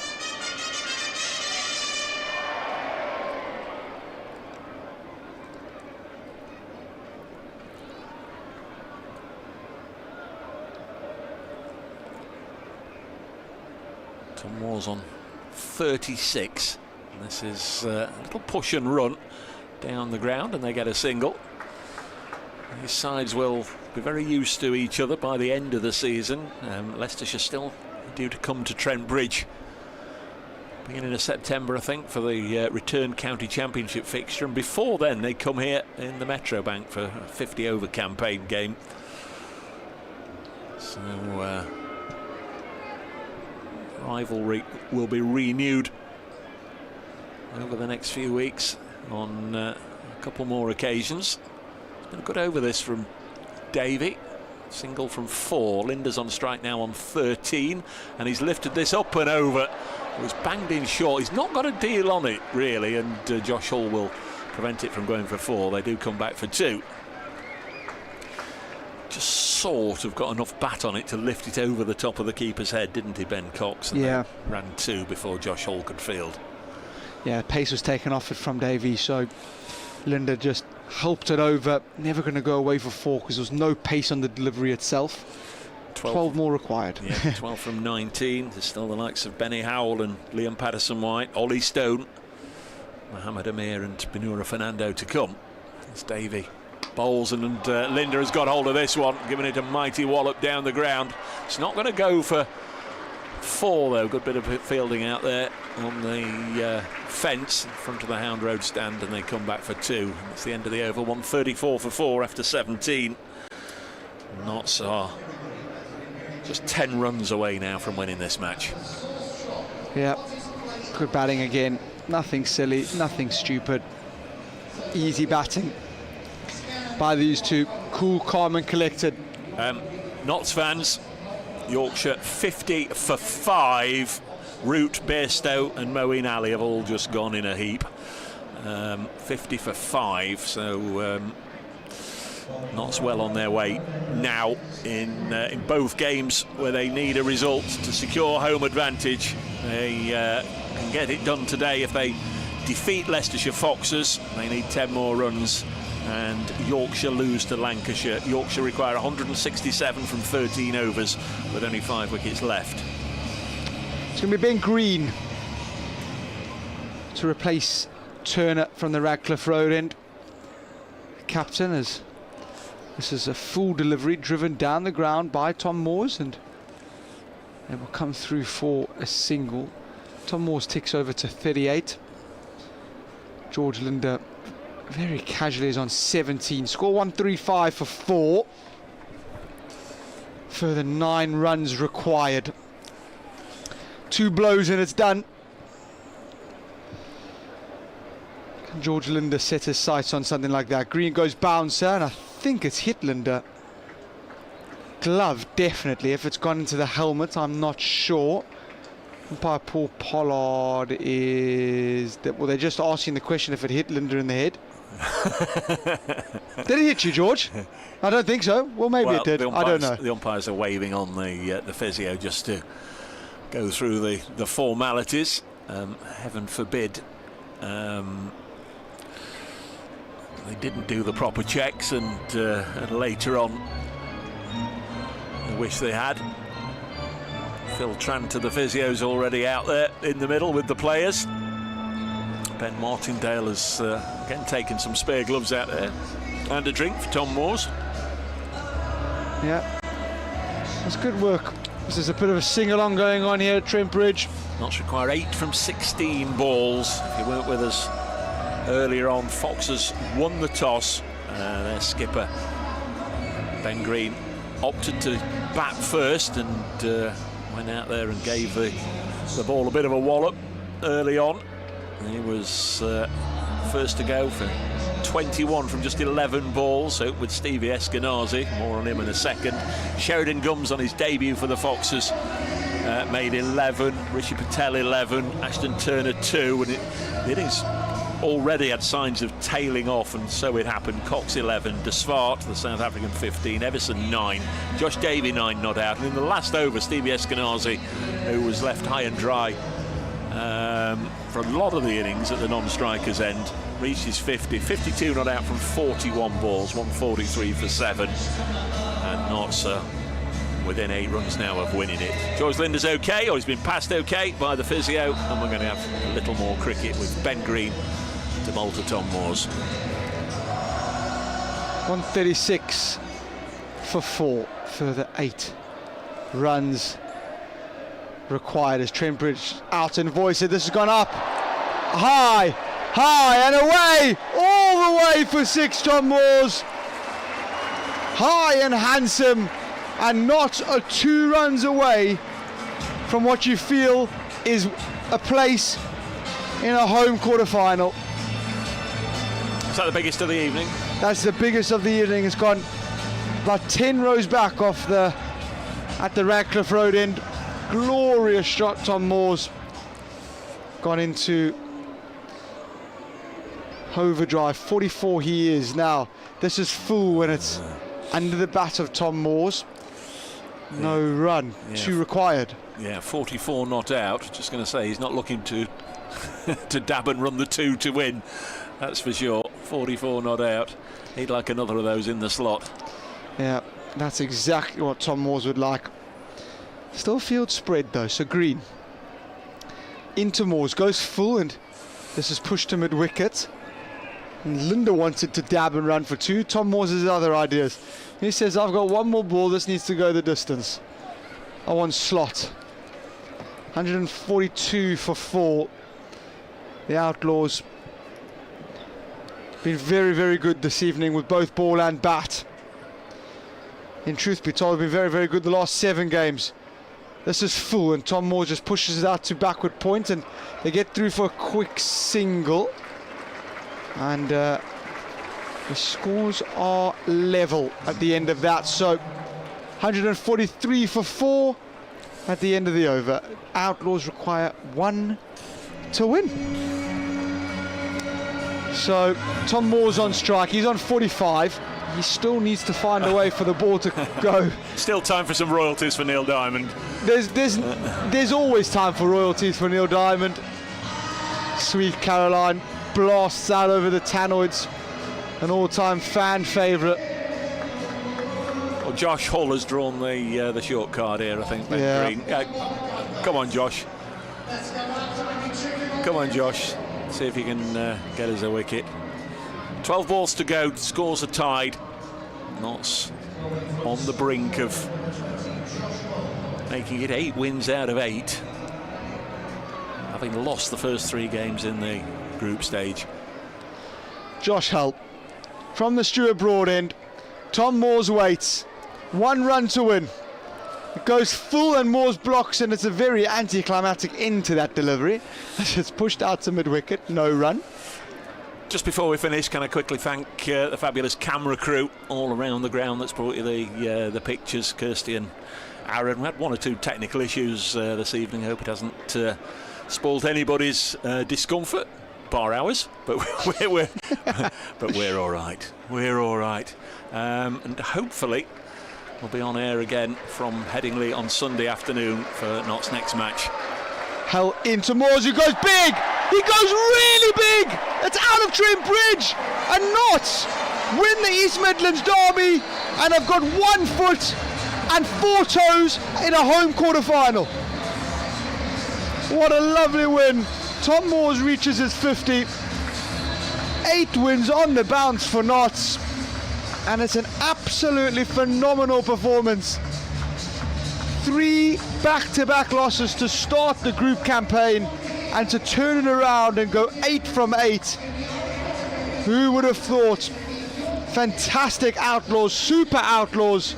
They won 2 thrillers last week and have absolutely blown the Foxes away here this evening. 1 or 2 people in the last few days have sort of been asking me about, what chances did I give Notts of actually winning it this year, and sort of as always sit on the fence and sort of said I just don't think they've got the necessary individual match winners like the 2017 and 2020 sides. Got Alex Hales to go out there and smoke 80 off 30, or Ricky Vessels or Dan Christian or Samit Patel to do one or the other, but they keep getting the job done. And when they have got players like Munsey and Clark and Haynes and Tom Moores who can do this, and George Linder keeps chipping in, as you said earlier, if he doesn't do it with the bat, he does it with the ball. Benny Howell's still a canny old stager, having a terrific time of it. Liam Patterson-White, Ollie Stone is bowling well. Mohamed Amir's been brought to the side. Big blow losing Mo Ali, but they've got Binora Fernando in. We've only seen him this evening in the Notts colours for the first time. Got a couple of wickets, and you just wonder, you can't do any better than win 8 wins out of 8, Kyle. No, they've been absolutely perfect for the last 8 games, and there'll be a lot of confidence in that dressing room. You know, they'll know that they need to go to Yorkshire and win and continue the momentum, but then all focus will turn to the quarter-final. And you never know, T20 is such a funny game. If Muncie gets going, Clark gets going, and the spinners of Liam Patterson-White, George Linder have a day out. You've got fantastic seamers, Mohammed Amir, Fernando, Ollie Stone, Benny Howell. They're a very, very good side. Don't write Notts off to be there or thereabouts, and potentially, after having ridden them off after 3 games, make it all the way through. Thank you very much as ever, Kyle, for being with us this evening. Hopefully you can free Wednesday in your diary, one way or another. Can I just thank Jake Garner for putting it all together from the BBC Radio Leicester end, and for Adam Hassel as always at BBC Radio Nottingham. We'll leave you here, at least for the time being, at Trent Bridge with news that the Notts have made it 8 wins out of 8. Leicestershire Foxes 143 for 7, chased down by the Outlaws with 10 balls to spare. Joe Clark, the skipper, is a very happy man. 8 wins out of 8. Tom Moore's big 6 at the end to go 5th. Thanks to Dave and Kyle there for commentary on tonight's game. Tom Moores joins me now. Sweaty Tom Moores, I'm going to say. Very sweaty. What a way to finish the game. Were you eyeing that 6 up to get you 50, or was it all about winning the game? No. Be honest. It was in the back of my mind, I'll be honest. But I think when they bring the field up like that, you sort of, you never want to expose someone at the end coming in that situation. Although we always, we back ourselves to win, needing 2 off 13 balls or whatever. Sometimes you have a couple of balls where you think they might give you an easy one, and then when I thought it's going to be quite difficult, I thought double sword, hit the 6 and get the win. Now, it looked like you were a bit frustrated out there, actually. Yes, we saw a few times you hitting your pads, a few trying to play the shot that maybe you were thinking about playing. Were you a little bit frustrated? A little bit. I think the one that I smashed my pad was. I was a bit lazy on the shot, really. I think I'd sort of had a big over. We had him, and it was the last ball of the over, and I'd kind of changed my mindset to look to knock a 1. I ended up just sort of being a bit lazy, not moving dynamically, and hit it to backward point, and they got a dot. So more frustrated myself, really. Just you got to keep playing the way that's got you to that position and keep looking to hit the ball. It's the way I play my best cricket. So it was more just frustration with myself, just reminding myself, trying to log it in the memory so I don't do it again. Now you came in at a point where it was quite pivotal, really. We lost a few wickets, in that sort of short period of time. Used wicket, so it was important that basically, you came in at a point with other players as well to sort of just steady the ship and get us to a point where we could really focus on winning the game. Would that kind of agree with how you see the game? Yeah, definitely. I think that partnership between me and Jack was crucial, really. Just setting it up for George to come in, and obviously he's been in great form as well with the bat, so for him to come in and support one another, and then with me and George and with me and Jack, we're not sure who's going to sort of take the reins and have that over and run away with it, and tonight it was my night. I had a couple of overs where the accelerator went up, and then as sort of people might know with me, obviously played a lot here now. Once I kind of go up to that gear, it doesn't really come down. And I thought, the way Jack and then George came in and obviously recognised that and supported it, was brilliant. And we had it a few nights ago here where I was actually batting with George, and he did it. He did it against Shadab, had that 1 over where he smashed him, and that's where I've got to, just support him. And it's the luxury we've got in this team at the minute. We've got so many dynamic batters all the way down. We've still not seen Liam Patterson-White, Benny Howell to come in. It's so destructive. It's exciting what we can do. I spoke to you before the competition started in conversation with the kind of feature that we've done this season. Thanks, Ollie. And we kind of just spoke that you've been here for 10 years now, but we've now won 8 on the bounce after losing the first 3. Just explain to everybody watching this and Outlaws fans at home just kind of what this run has been about, or how have we managed to win 8 games on the bounce, because this is the first time that it's ever been done before. So just give us a little inkling into what that kind of dressing room has been like over the last few weeks. Yeah, it's been an amazing place. I think, I think someone asked me that the other day, and it's the club as a whole. I think, top of the table in the Championship, top of our group, dominating this group with 8 wins on the bounce. I think I put it in terms of we're having our time in the sun. I think so. I think it's not one particular thing. I think a mixture of younger players stepping up, becoming more experienced players. We look at someone like Liam Patterson-White, what he is now. He's a main experienced player in our side, all formats now. And the signings we've made, someone like Mo Amir, Benuru on debut today. We've signed really well. The overseas have stepped in and been phenomenal for us. So I think a mixture of a lot of great experience, a great feel around the whole place, top of everything, winning, everyone's happy, on and off the pitch, you're happy, everyone's happy. So I think it's not just the dressing room, it's the whole place, and I think that creates a vibe and an energy which hopefully we can just keep running with that momentum. And it definitely, the fans are happy, it fills into the dressing room. More people come and watch, kids are buzzing, sun's out, so and that definitely leaks in, and when we go out there we want to put on a show, and we're doing it, so it's great. Final one from you then. We've qualified. Obviously everybody's talking about that home quarter final on Wednesday. There's still a game going on between Lancashire and Yorkshire, but we visit Yorkshire on Sunday, so before that game we should really know where we kind of stand. But how nice would it be to have a home quarter final, especially on the back of this run? Yeah, I think we you don't deserve, the game doesn't give you anything, nothing comes for free, but I think we do deserve a home quarter final. I think the way we played, like you said, we've never won or gone on a run like this before, so it'll just top it off to be able to put it on at home for the fans.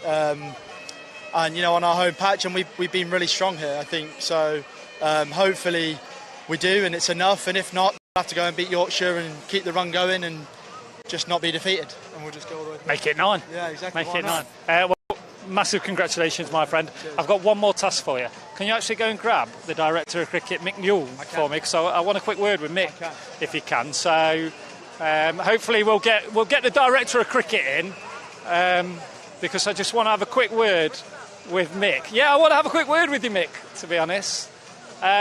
Just a quick word with you, because we've not really spoken to you for a couple of years on the stream, but I just spoke to Tom there about the run that this team has been on after losing the first 3 games. Yeah. As Director of Cricket, looking onto this team, how do you think this team has managed to make it 8 out of 8?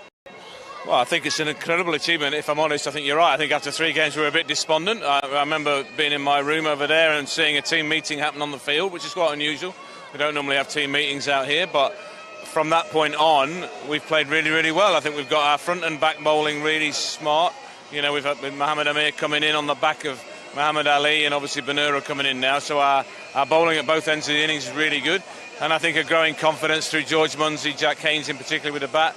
And Tom's been very good all the way through the tournament. So lots of things. I think experience is just so important. And we've ended up with quite an old team. But, experienced players and teams, they win. And that's what's happened in the last 8 games. Tom just mentioned about the overseas players, and you've mentioned them all there.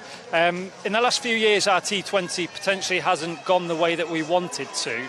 Do you think adding that experience this year has been vital for us to get back to the T20 sort of cricket that we all know we've played, years before? Yeah, I don't think it's just the overseas players. If you look at who's come into the club, you've got Benny Howell, experienced player, and then you've got George Munsey and Mohamed Amir, who aren't overseas players. So I think we've added a lot of experience.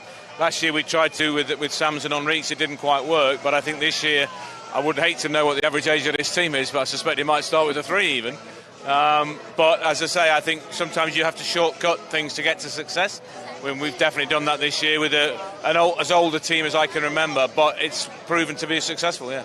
And just finally, from your point of view, I just mentioned to Tom, obviously there's a game still going on between Lancashire and Yorkshire. We've got to visit Yorkshire on Sunday, but we've qualified. But how nice would it for you and the club in general to have a home quarter final here on Wednesday? Yeah, well, hugely important. From a financial situation, it's not a match that we budget for, so any money we make is extra money. I think from the players' perspective, we're very comfortable playing here. We've played on some pitches that kind of suit our style of cricket, which is great to see. Again, if we have 3 or 4 more dry days between now and next Wednesday, that pitch again I think will suit us, whoever comes here. I think it's going to be dry, Mick, to be honest. And just look at this. We've got young kids here behind us. Another home game means everything to these kids that are looking for these signatures from people like George Munsey behind us. Yeah, I think it's great. We've done this for probably the best part of 20 years, this sort of autograph signing. It's nice to see the kids out here tonight, such a nice evening. And I think there's nothing better for getting them to really want to come down here more than seeing a winning team.